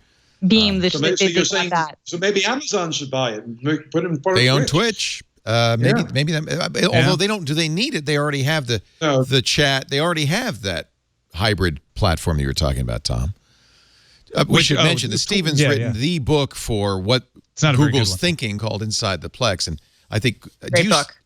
It's the book, and I think Stephen probably had better access into Google than anybody. We learned so much about what was going on inside the Plex from Stephen's book. I presume you still have good contacts in there. Yeah, well, I do talk to people. No one's told me whether they're about to pull a trigger on Twitter. They probably should get fired if they did tell me. But well, and probably I think that it's not a zero chance that Google winds up with Twitter. And with the stock in free fall, you'd be foolish to bid too soon. You might just watch. Why not Verizon? Why not? They want ad tech, and so they can get Twitter analytics. That would be really good ad tech. They also would have a customer service platform that they could sell out. And a media platform to go with TechCrunch. Exactly, and Yahoo, and yeah. And I'll tell you one thing: if Verizon buys Twitter, that's the end of Twitter. Incidentally, Twitter's stock price has stabilized since October 7th, so can't wait much longer, Google. Flatlined would be another word. Stabilize, flatline, it's difference amongst friends. Let's take a break.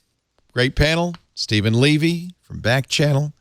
From Gizmodo, of course, it's Christina Warren, film girl.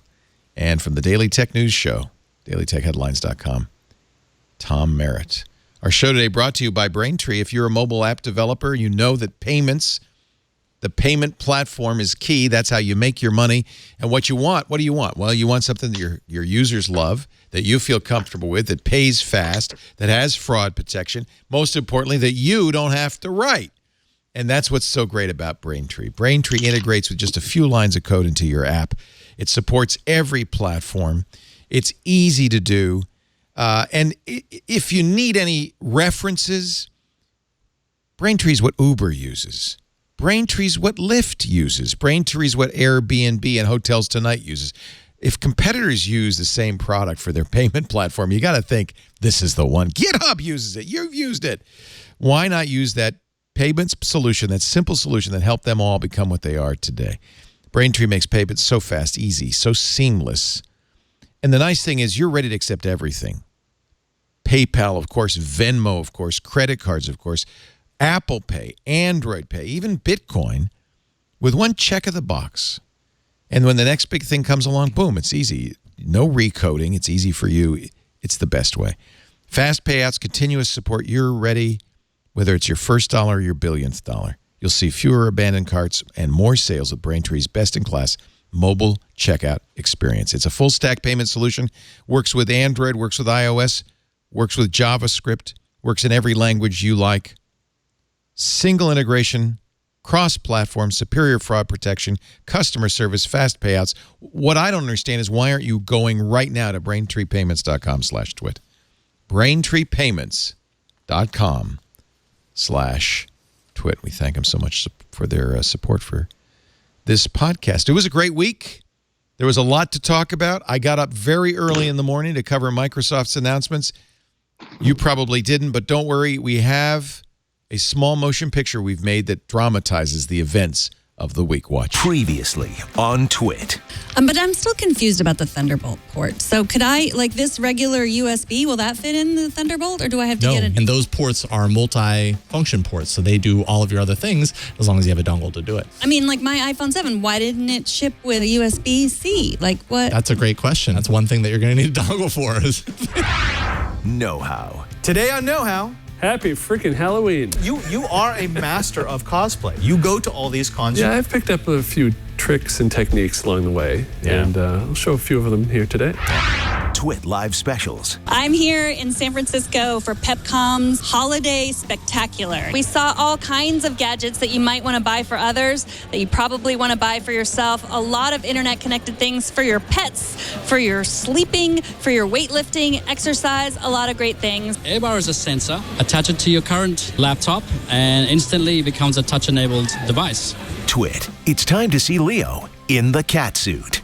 What? Of course, folks, when you do take this out of the box, it helps not to do You must be terrible with Christmas lights. I am really bad. That's why I just replace them every year. Upcoming know-how, untangling Christmas lights. Coming up next week, a big week again, and we've got the latest. Hey, thanks, Leo. Here's a look at just a few of the stories we'll be watching in the week ahead. The long-awaited, at least by me, Lenovo Fab 2 Pro is scheduled to go on sale starting Tuesday, November 1st. The phone is the first commercial phone to be touting Google's Project Tango technology that allows users to create 3D maps of their environments with special sensors on the device. Also on November 1st, Microsoft is launching Minecraft Education Edition officially. That features a classroom mode so teachers can control the action in the game as a platform for teaching logical and critical thinking concepts to students using, what else? Minecraft. On Wednesday, November 2nd, Microsoft is holding an event focused on its Office suite where it's expected to introduce Microsoft Teams. That's the company's take on messaging for Teams that will compete in the same space as Slack. On Friday, November 4th, Google begins shipping its Google Home devices to customers who pre-ordered on the site after it was officially announced last month. The voice assistant appliance is Google's take on the Amazon Echo. And finally, Xiaomi begins to sell its crazy concept phone, the Mi Mix, in China on the 4th with a nearly invisible bezel and acrylic body. The phone was designed by famous designer Philippe Starck, who once designed Steve Jobs' luxury yacht, and is his first foray into the smartphone design world. Megan Maroney and I will cover all of this and a whole lot more all next week on Tech News Today. We do it each and every week at 4 p.m. Pacific. That's a look at the week ahead. Back to you, Leo. Oh, crap. My checkbook is still steaming from last week, and now all of that. Thank you, Jason Howell. Tech News Today, Monday through Friday, 4 p.m. Pacific, 7 p.m. Eastern, 2300 UTC on Twitch. Tom Merritt, admit it. You almost started the week ahead the minute I said that. Well, no, you know, not at all. Could have, but then I don't have it written down. For years, so Tom did that. I would have started, but I wouldn't have continued. I don't know what's coming up for all of us. Isn't it nice not to have to worry and just cover the news as it emerges instead of thinking ahead? Yeah, definitely. About what there is to say. You have the Google Home, right, Stephen? You said you have it. Yes, I do. Yes, I do. Have you had enough time playing with it to get a sense? Not really. We're just having exploratory conversations. Yeah. It's the same as the Pixel Assistant? I think, you know, I'm not quite sure about that. I mean, you know, it's got these other extra microphones and Can it hear you now? Not quite. It's a little out of range there. Because I was going to ask you to say. Okay, Google. Do you have to say that now? Yeah, I have to say, okay, Google. It's gone here up. Say I'm feeling lucky. See what happens. It's not listening to me in any case. You know what happens on the phone when you say I'm feeling lucky. I have a closer echo. I could ask that to talk to. No, I know what the Echo can. I know what the Echo. I haven't actually. I should get home to talk to Echo. Are you gonna? You're gonna be one of those people, and I think I'm gonna be one of those people that you have to decide which device to trigger at any given time. You know, all of us are going to be in that position. We all going to, whether for phones or whatever, we're all going to have different assistants there, whether it's Viv for your Samsung phone or, you know, the Google Assistant or Cortana or Siri there. And they're all going to, some of them are going to do different things than the other ones. So we're going to have to figure out, you know, who's going to do this there. And maybe you could just ask them saying, okay, jump ball, who orders me the Uber here? This is as bad as the situation right now with smart TV appliances where you have to have more than one because no Roku can't play iTunes and iTunes can't play Amazon, and it's just annoying as hell. Can we just? I want one virtual assistant I can talk to that learns because you want to use one regularly so it will learn your habits and your needs and your interests. It comes down to whose API is going to be more open there. So, you know, right now, Amazon is leading the API sweepstakes there. Yes. They have more people using that. Apple's trying to open up a little more. You know, Siri actually, you know, it's funny, after a couple of years, Siri had fewer outside parties using, you know, its platform than it did when Apple bought the app. Yeah, OpenTable used to work with Siri, and then Apple bought it. Yeah, well, now it does again. But but then there's this other one. These guys who left Apple literally the day that Siri was launched and the day Steve Jobs died. They did this thing called Viv. I did a huge story about it for Wired, and Samsung bought them a couple weeks ago. Right. So that's going to be the Samsung assistant there, and that's the one I think is going to be the most open, because anyone can just write to them, and it's going to be an easy process to get integrated into the whole thing. And you're not going to have to know, like you do with the Amazon, with the Echo, with Alexa, what's there in order to ask for it. It'll just be part of one big system there, and the third parties will be woven into one. So picture your iPhone, your iOS device with all the apps, but no app screen. It just knows which app to get called on. That's the ideal, isn't it? And that's what Google and Apple both want to do. Mike, but will Viv require Samsung? What? Pardon? Viv is going to require Samsung hardware, though. Of course, it's going to be a Samsung specific thing. Well, if I remember right from your article, Stephen, Samsung is using it, but they're leaving Viv as its own division, right? So they will be able to market it to other companies. But they're not. They didn't buy it to give it to the world. They bought it because they're at a disadvantage. Because in order to have this thing, you really have to own the hardware there, right? And to build it into the hardware. So Google and Apple have the advantage that they can build their assistant in. Microsoft has Cortana, but they don't have a phone. So Cortana is never going to be part of our lives to a really deep degree, because even if, there's no Microsoft phone.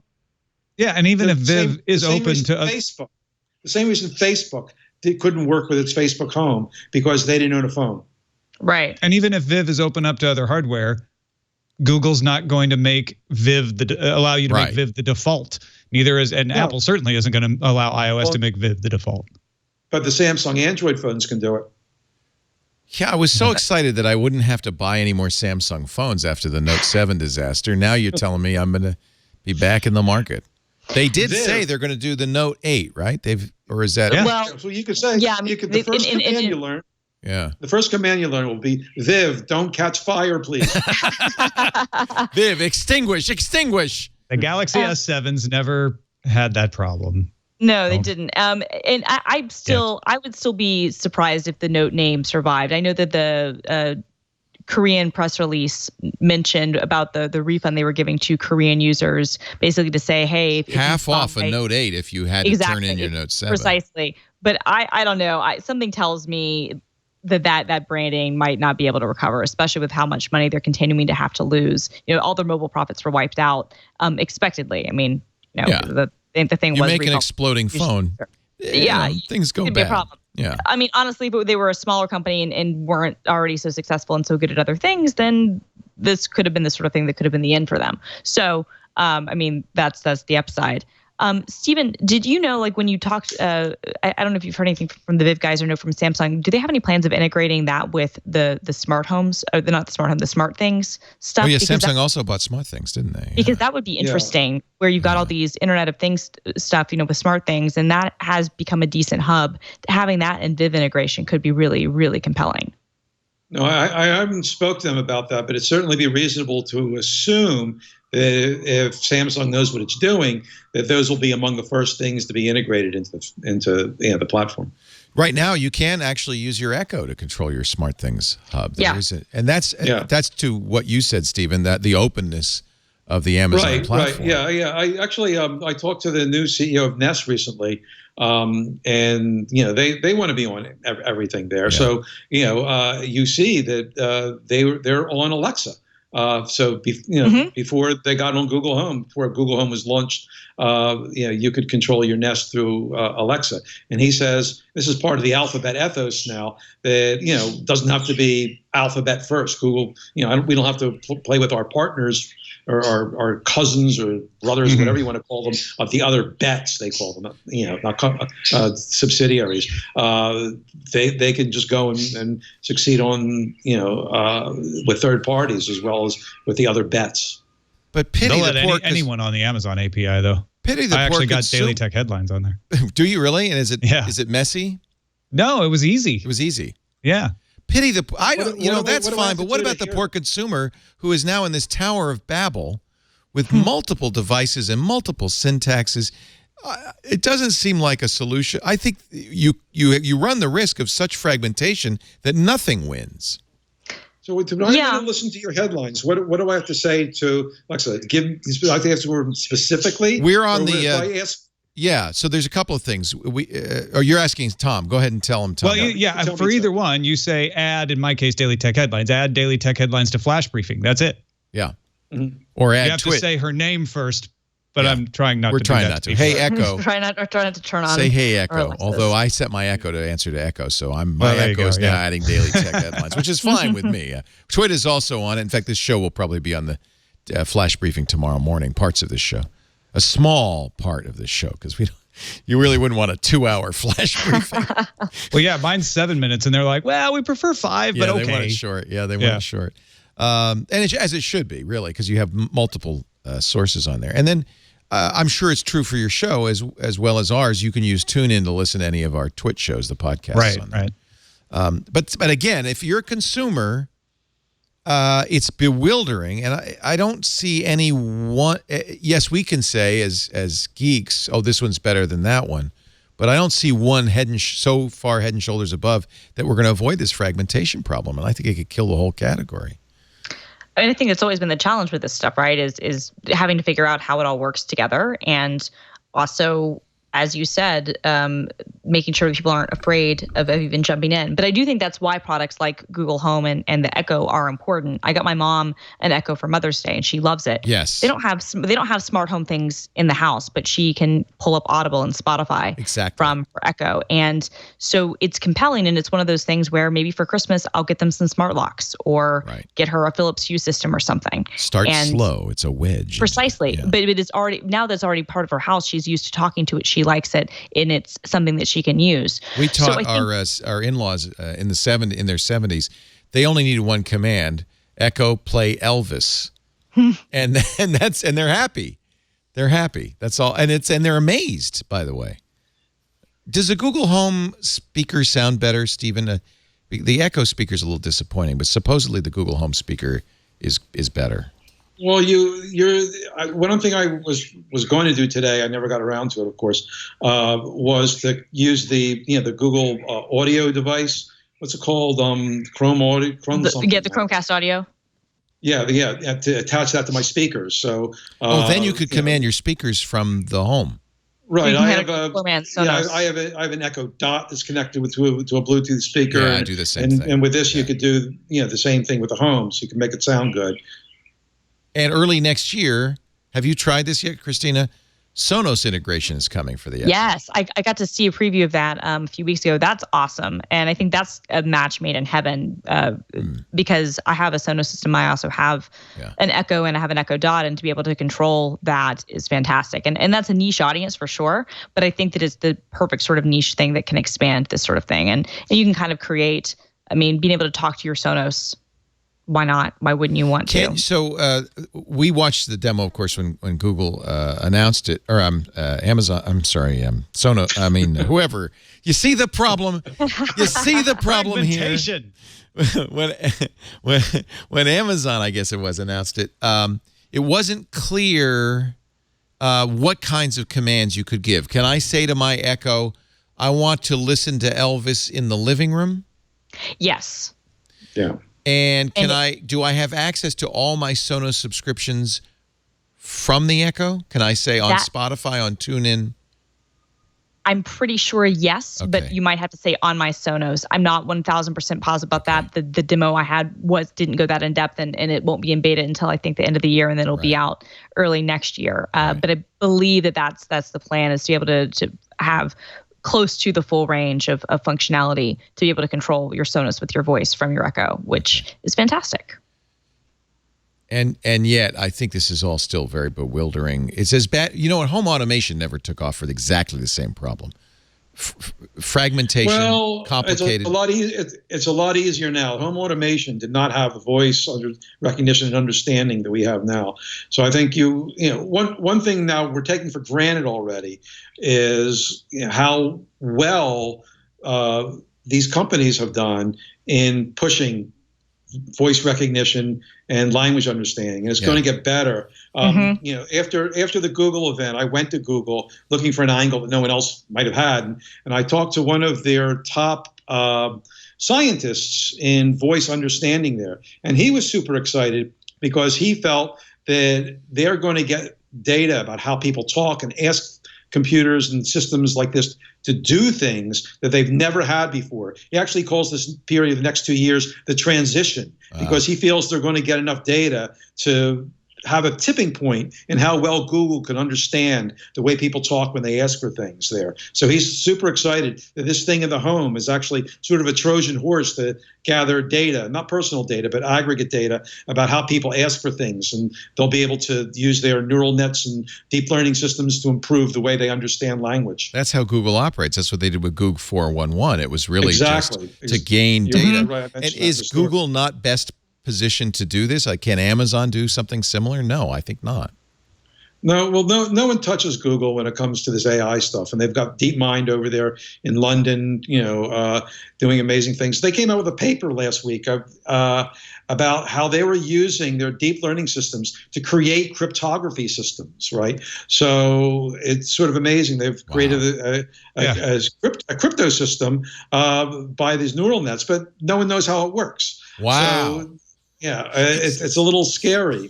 Yeah, Oh, that's a bad trend.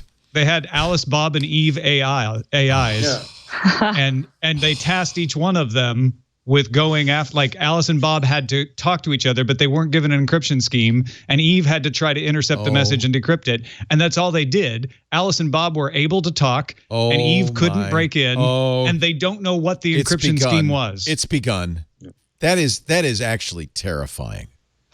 They're starting to talk to each other, and we have no idea how.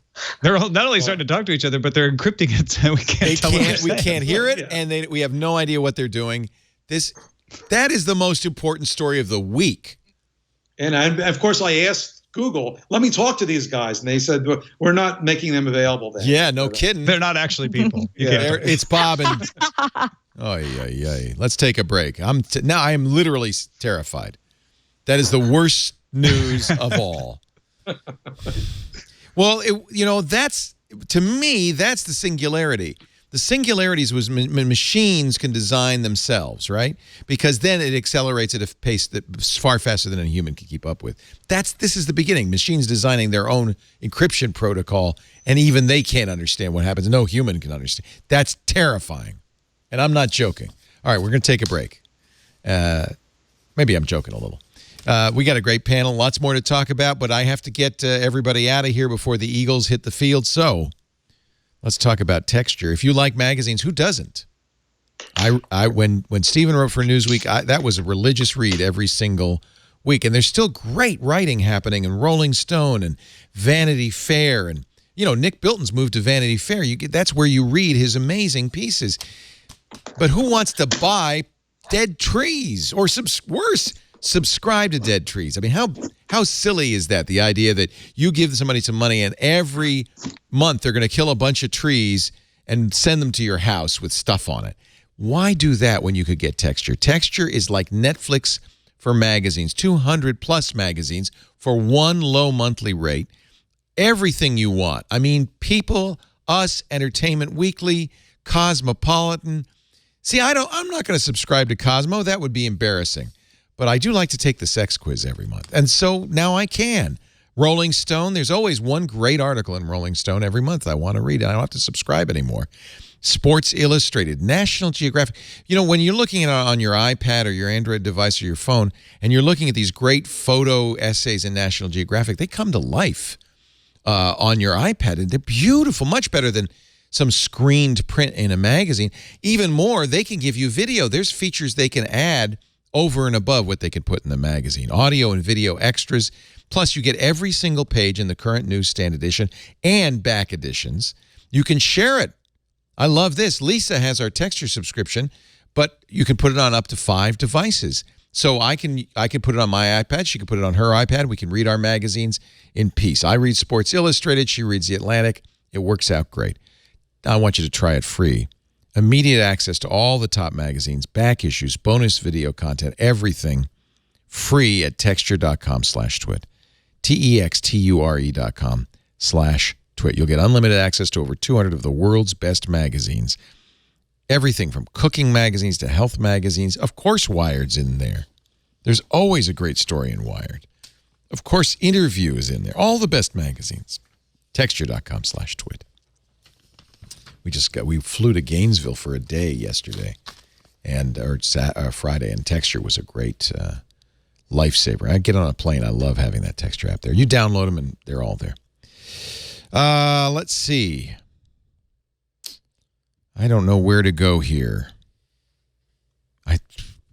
I'm still stunned by this cryptographic story. How about Facebook lets advertisers exclude users by race? ProPublica was able to place an ad on Facebook, and among the choices, the demographics exclude people who match at least one of the following: African American, Asian American, Hispanic. Is that racist, or is that just algorithms? Nobody wants to touch it. Well, according to some of the people that ProPublica spoke to, it seemed like it might violate certain laws because, there are certain things out there that say you can't. Yeah, like the Fair Housing Act of 1968. Exactly. Yeah. That's the one. Thank you, Tom. So that's interesting. It's also interesting that you can exclude all these other races, but you can't exclude Caucasian people, which is that's racist odd. Right there, isn't it? Yeah. Well, I mean, I would think if you're really trying to target a specific demographic, if that's what they're trying to give you, if that's the argument for this sort of thing, if you're trying to say I want to target but a Facebook specific says demographic. We prohibit advertisers from using those options for discrimination. Right, because they can really tell. They're doing a bang-up job of that. What they're saying is, if we see an ad for housing that excludes African Americans, we will kill that ad. It's an interesting question because the Civil Rights Act, for instance, says you can't print or publish notices or advertisements indicating a preference based on race.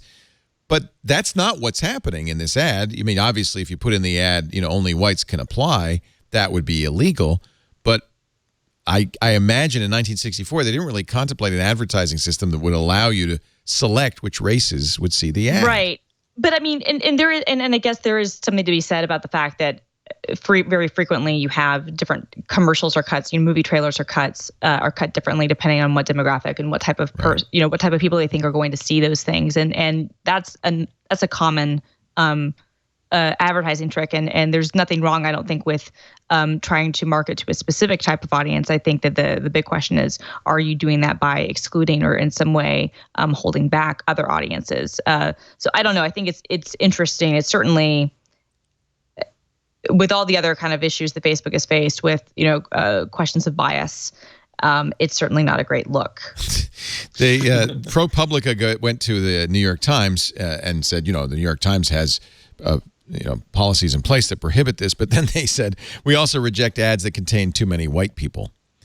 So, well, and the other interesting thing about Facebook is what they're doing is ethnic affinity, because you don't state your ethnicity on Facebook. Oh, what just they're your doing affinity. is deducing it. Yeah. No, they're deducing it from what you do. They're saying our algorithm notices that you like these kinds of things. You talk to these kinds of people. So it isn't really about your race. It's about and so we're making a guess activities. that you are an African American or that you are Hispanic. Right. Well, I know how well that worked because Facebook thinks I'm a Republican. So, because remember, you could see what Facebook thought you were. They got my. I think you still do that. Clearly, this is something that, as you look at the history of Facebook, they're going to roll it back. They're going to say, "Oh, sorry." Yeah.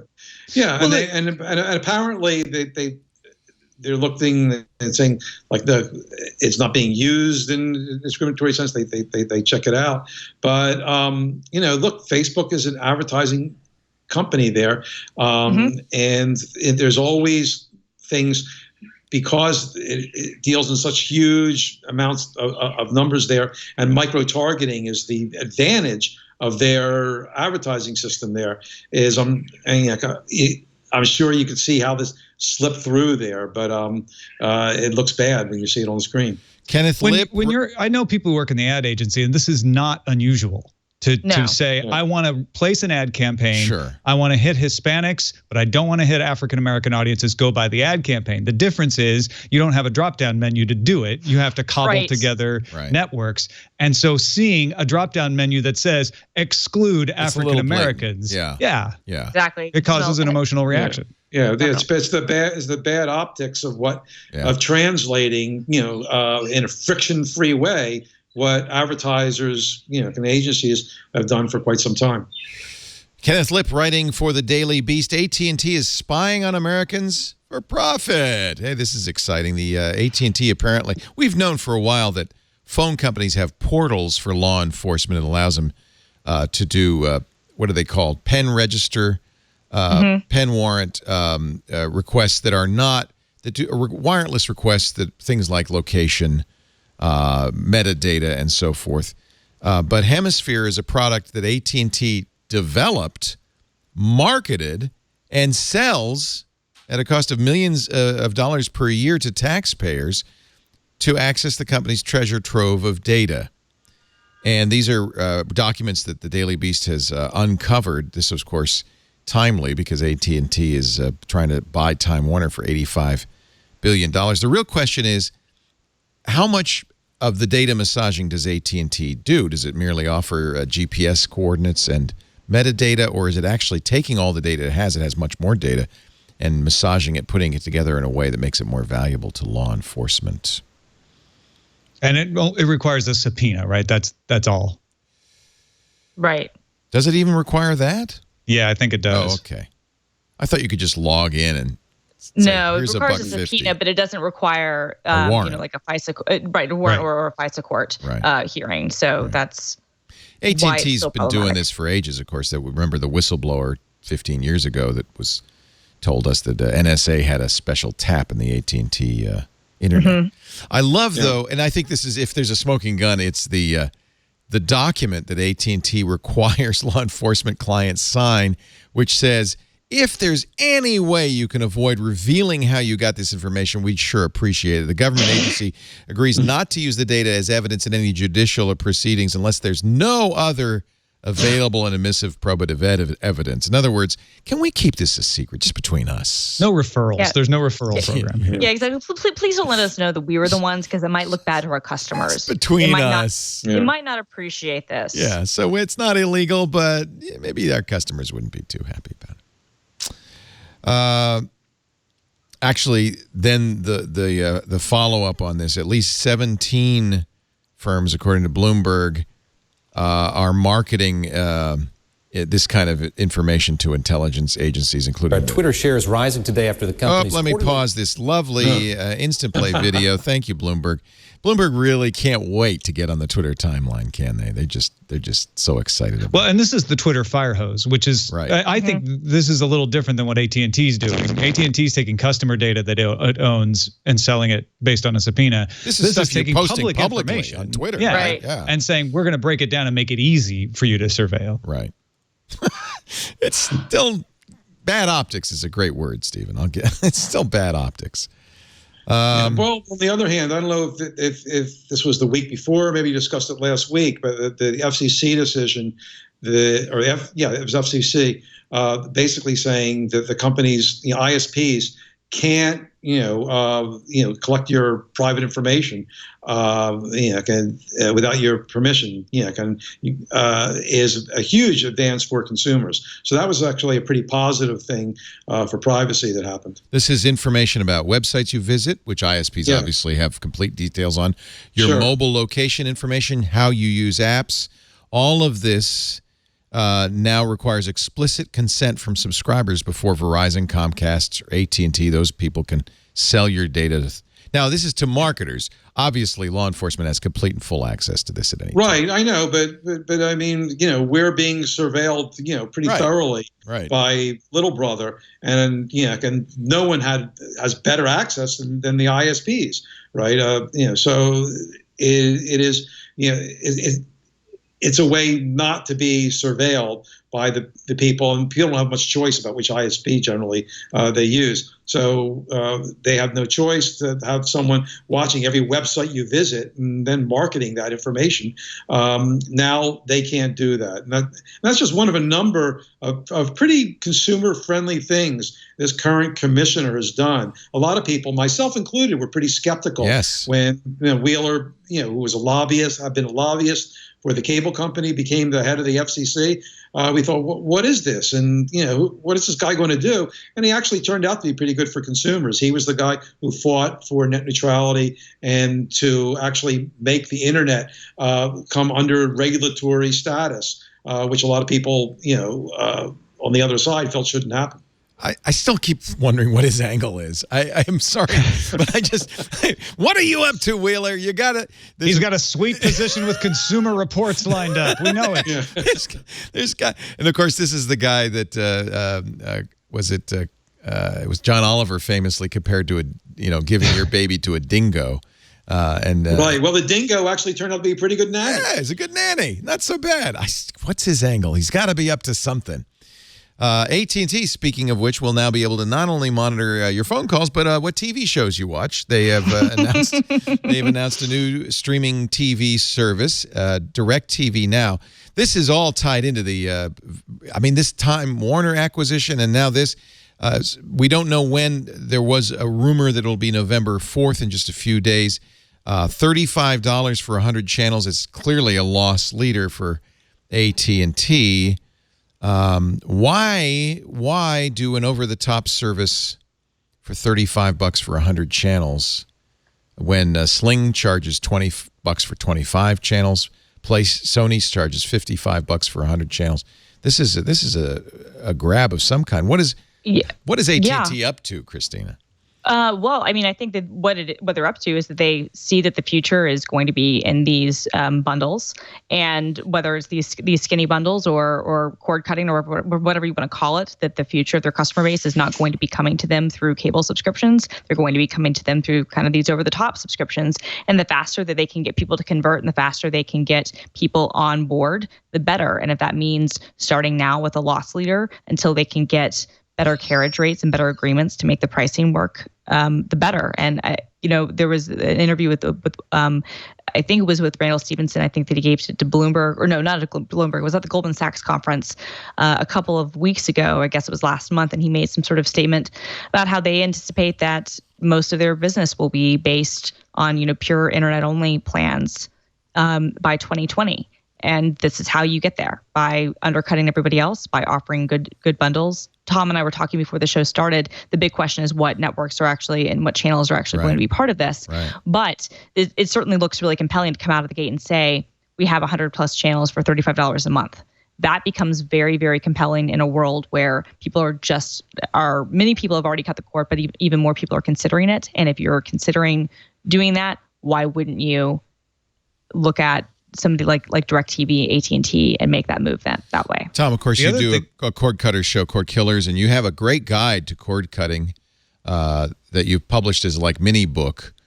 And I keep having to update because they keep launching services like this. Well, that's what's interesting. I mean, it's a clearly disruptive period, and it's frustrating. I mean, but isn't the big issue for cord cutters getting live locals? Isn't that the one thing at this point you can't do? Yeah, and that's what's interesting with what DirecTV is doing here, because what a lot of people don't realize is if you were a satellite subscriber, you got almost all of this service already. You could watch, when I was a DirecTV subscriber, I was always impressed by the number of channels I could watch live on my tablet. I wouldn't even really need the satellite if I didn't want to watch it on my television. And so what this is going to do is say, you know what, we didn't have to sink a lot into infrastructure. We already had permission to do this, so we can move this over. We can make less than $1 per subscriber on it because we're trying to build market share. And we've got deals with the networks for local channels, which is something that Sling is still slowly building out, PlayStation still slowly building out, and could be a big advantage for DirecTV. Yeah. PlayStation does have live locals in some markets, like exactly. In some markets, and Sling does too. It just depends. Yeah. And Sling, obviously, their big benefit was that they were able to get things from the dish deals and from some of those settlements. They were able to bring things over. Right. So, DirecTV has that advantage too, or AT&T does through DirecTV. But I'm looking forward to seeing how this launches, because I do think that there are a lot of people out there who are very much wanting to cut their cable subscription, or are looking, if they already have cut it, are saying, I want access to more channels, but I don't want to subscribe to a million different things. This, as I said, I think this could be compelling depending on how it's done and what the offering is. All right, I know you have a couple of like CBS has its own app now. You can get that over the top there. Eventually, there's going to become a point where these local channels are going to realize that it's in their interest to get on these services there. Yeah. Absolutely. Right now, they feel like they've got the power, that they could force the cable companies to pay them. But if they're going to lose a lot of viewers, locally, who say, well, I'm going to go over the top, I'll look at CBS.com, I'll maybe have something else, and I'll just never watch my ABC channel. I don't want to spend an extra $1 for that. I don't like the shows too much there. I don't care about, ABC doesn't really have, the sports I want or whatever. Well, in that case, those same local stations might come begging to be on some of these services. Did Comcast roll out its terabyte caps because they're worried about over the top? They have, after all, they sell premium TV services. Yeah, I mean, a cynic's take, I think, would say that that's true, and I think that's probably part of it, especially since they've, I think, said to Xfinity customers that if you subscribe to Xfinity and you are watching Xfinity video, that doesn't count towards your data cap. You can stream exactly. over it. So you can stream over it, and that won't count towards rated. your cap as precisely. So, and that they were doing that a while back, even before they instituted the cap. I mean, I think a cynic would say that's absolutely true. I think that's probably part of it. But at the same time, I mean, I'd be very surprised if Comcast doesn't at some point come out with their own skinny bundle of sorts. It's a matter of time. I think. Well, they have one. They have one available that's over the top. Right. It's in a few amount of markets, but yeah, it's probably going to go more widespread. That's what I mean. I mean nationwide. I mean, yeah. Clearly, we need Tom Wheeler's superhero to leap into action here and fix this mess. We need competition. If Comcast didn't have cable television, they'd still be putting in a terabyte cap and still be charging you $50 extra a month for unlimited. You have no choice because they know you can't go anywhere else. Yeah, there's nowhere else to go. Yeah, and that terabyte is going to either come down, or people will be streaming higher definition television, and that won't be as great as it sounds. No, they started at 250 gigabytes. They tried that out. They went up to a terabyte, but I think they see that this is a cap that's going to be important in a year, 2 years, 3 years, with UHD, 4K, and all of this high-res stuff coming down the pipe.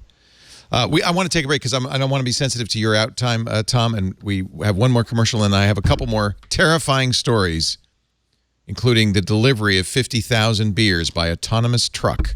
But first, a word, as long as we're talking about highways, about automatic. We've talked so much about the automatic. This is a great device that plugs right into your OBD2 port in your car. Every car since 1996 has had that little diagnostic port right below your steering wheel. Maybe you even never noticed it, or if you did, you thought, oh, that's not for me. That's for the tech, the guy working at the dealership. No, that's for you. This pairs to your smartphone. You plug it right into it. It's powered by the OBD2 port.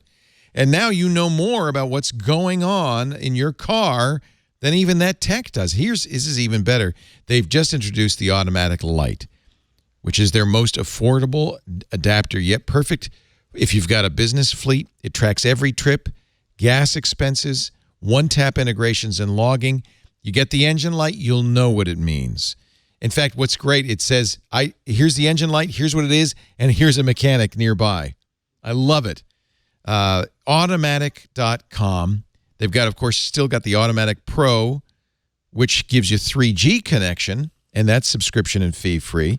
You can get human help with the Pro in a crash, detect severe accidents. Trained responders will call for help even if you can't. It's great if you've got teenagers. You can have geofencing. You'll know where your car is parked. You'll know where your teenagers are going. And it works with If This Then That and Expensify and Concur and a bunch of apps. You can even link your car with the Automatic to a Nest thermostat or an Amazon Echo And you could say, hey, Echo, where did I park my car? Or, hey, Echo, how much gas is left in the tank before you go out to get in the car? Automatic. Now, the Automatic Pro and the more affordable Automatic Lite, they're available to you at automatic.com/twit. We're even going to give you $20 off the Pro if you use the offer code TWIT20 at checkout. Automatic. I love the Automatic. I love it. I had it writing every trip I took out to Evernote automatically, and I would have a map. I'd have how much gas I used, how much it cost. And that's an eye-opener when you take a trip to the Costco to save 20 cents on a bag of chips and it costs you $1.20 in gas. That's when you start to get a little bit wiser about how you're driving. You'll love it, and if you've got kids, you must have it. Automatic Pro, $20 off with the offer code TWIT20, and the brand new Automatic Lite, the more affordable version. Great for businesses, fleets.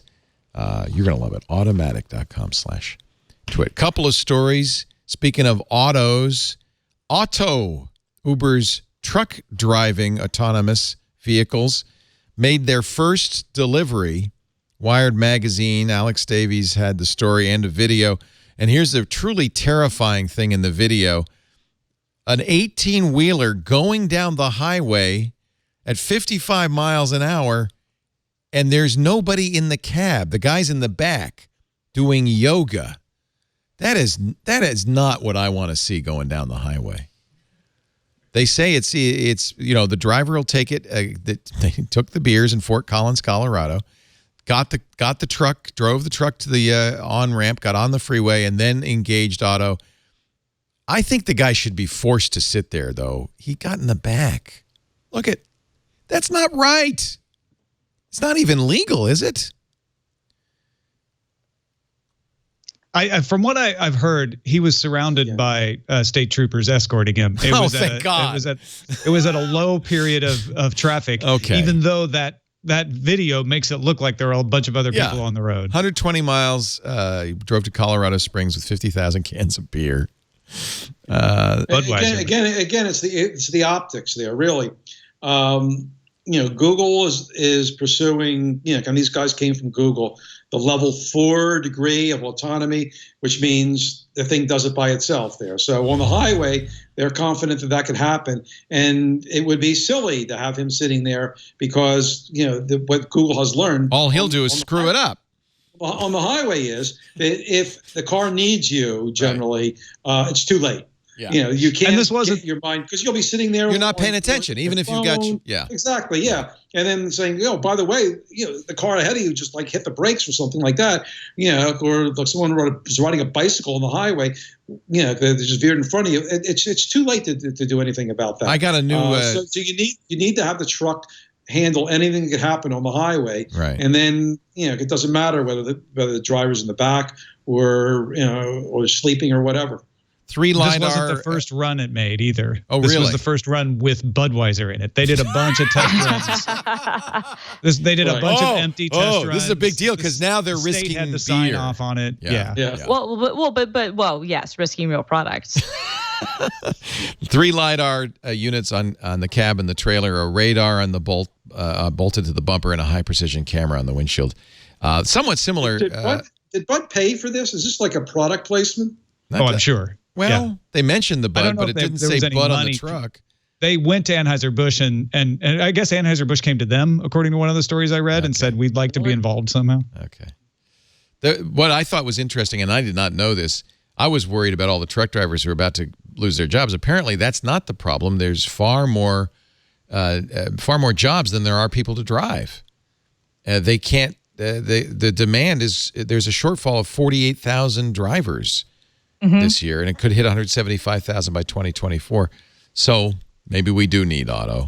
If you think about it, this is going to drive down the cost of these trucking companies because the trucks will be able to go 24 hours. You know what makes me sad? And so there's going to be more trucks. You know what makes me sad? They'll be cheaper than rail now. We had this thing called trains. They were on rails. You didn't have to steer them. We still have them. You only went forward and backward. That would be a perfect autonomous thing. In fact, I know many trains are autonomous. Every time I get on the subway in, where is it? Seattle, there's nobody driving. The monorail in Las Vegas, there's nobody driving. But we abandoned our rail system for trucks, and I guess GameSpot gave it 7 out of 10 because it was on rails. By the way, the new slogan for Auto, get blotto. No, that's not. That's not the slogan.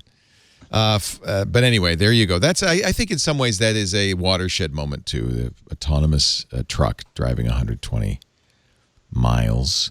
And finally, I read Matt Mullenweg's posting. Matt, of course, the creator of WordPress. He's pissed.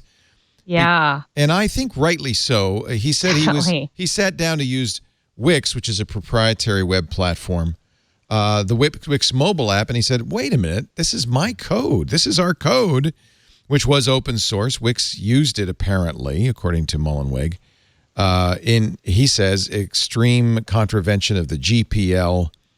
And he says, I'll take it as a compliment, but it'd be great. Abide by the GPL and release your source code back to the community, and maybe give us a little credit. CEO of Wix posted a response on the Wix blog and said, well, let's get rid of the ad. We're very surprised by your post, as you have so many claims against us. Wow, dude, I did not even know we were fighting. Okay. I thought we'd end on a high note. Dude, I didn't even know we were GPL'd fighting. some other stuff. Come on, lay off. Did you not see I forked the code in GitHub? It was in GitHub, dude. All right, we're going to wrap it up. Tom has to go. Tom Merritt, thank you so much. Great to see you. Everybody should follow Tom, Daily Tech News. Support him on Patreon. Is dailytechheadlines.com the best place to go? DailyTechNewsShow.com for the discussion show. And in fact, we talked about the automatic AIs on Friday's show. Darren Kitchen gave us a nice description of how that works. Daily Tech Headlines is the new less than 10 minutes a day digest of just the essential headlines. Now that's on the one Alexa. that's on Amazon now Echo. on your Amazon Echo. Yeah, that's awesome. DTNS, that's all you have to remember. Thank you, Tom. Great to see you again. Thank you, Leo. Good to be back. The wonderful Christina Warren, she's at Gizmodo. You can follow her there, senior writer, and on Twitter at @film_girl. Anything you want to plug, Christina? The Adele concert was fabulous. The Adele concert was great, and my review of the new MacBook, not the one with the Touch Bar, but with the lower end MacBook Pro, will be up next week. Excellent. Or this week, I guess. So it'll be up in a few days. I will be reading that with great interest, and I suppose I'll get mine with the OLED in a couple of weeks. Stephen Levy, such a thrill to have you on. We're all big fans, and as always, your knowledge and eloquence is unmatched. We thank you so much for being here. StephenLevy.com, and of course, Back Channel. Thank you, and and have all the viewers just go on the Medium and follow Back Channel, and you'll see all our stuff. I do. It's fabulous. It's fabulous, and it's free. Yeah. Is it ad free? It seems like I don't see ads on there. So you're going to start seeing some. Okay. We're a profit-making organization. Not against it. God knows you had to sit through a few today, and yeah, I want it to keep going. It's great. Great writers, great material, great research, and great journalism. Thank you, Stephen. Thank you, everybody. Thank you. We do Twit every Sunday evening at 3 p.m. Pacific, 6 p.m. Eastern, 2200 UTC. Please tune in and watch live. Be in the chat room if you want. You can also be in the studio. We had some great people in the studio. Thank you all for being here. Just email tickets at twit.tv. Ken is from Ireland, from the UK. Matt from LA, and Christopher and Arlene from Virginia, and Robert. Oh, Robert, nice to see you from Griffin, Georgia. Why does it say Walking Dead? Are you a zombie? That's where they film it. Oh, okay. That's where they film it, Griffin, Georgia. He's been planning his trip to Twit for 10 years. I'm glad you made it.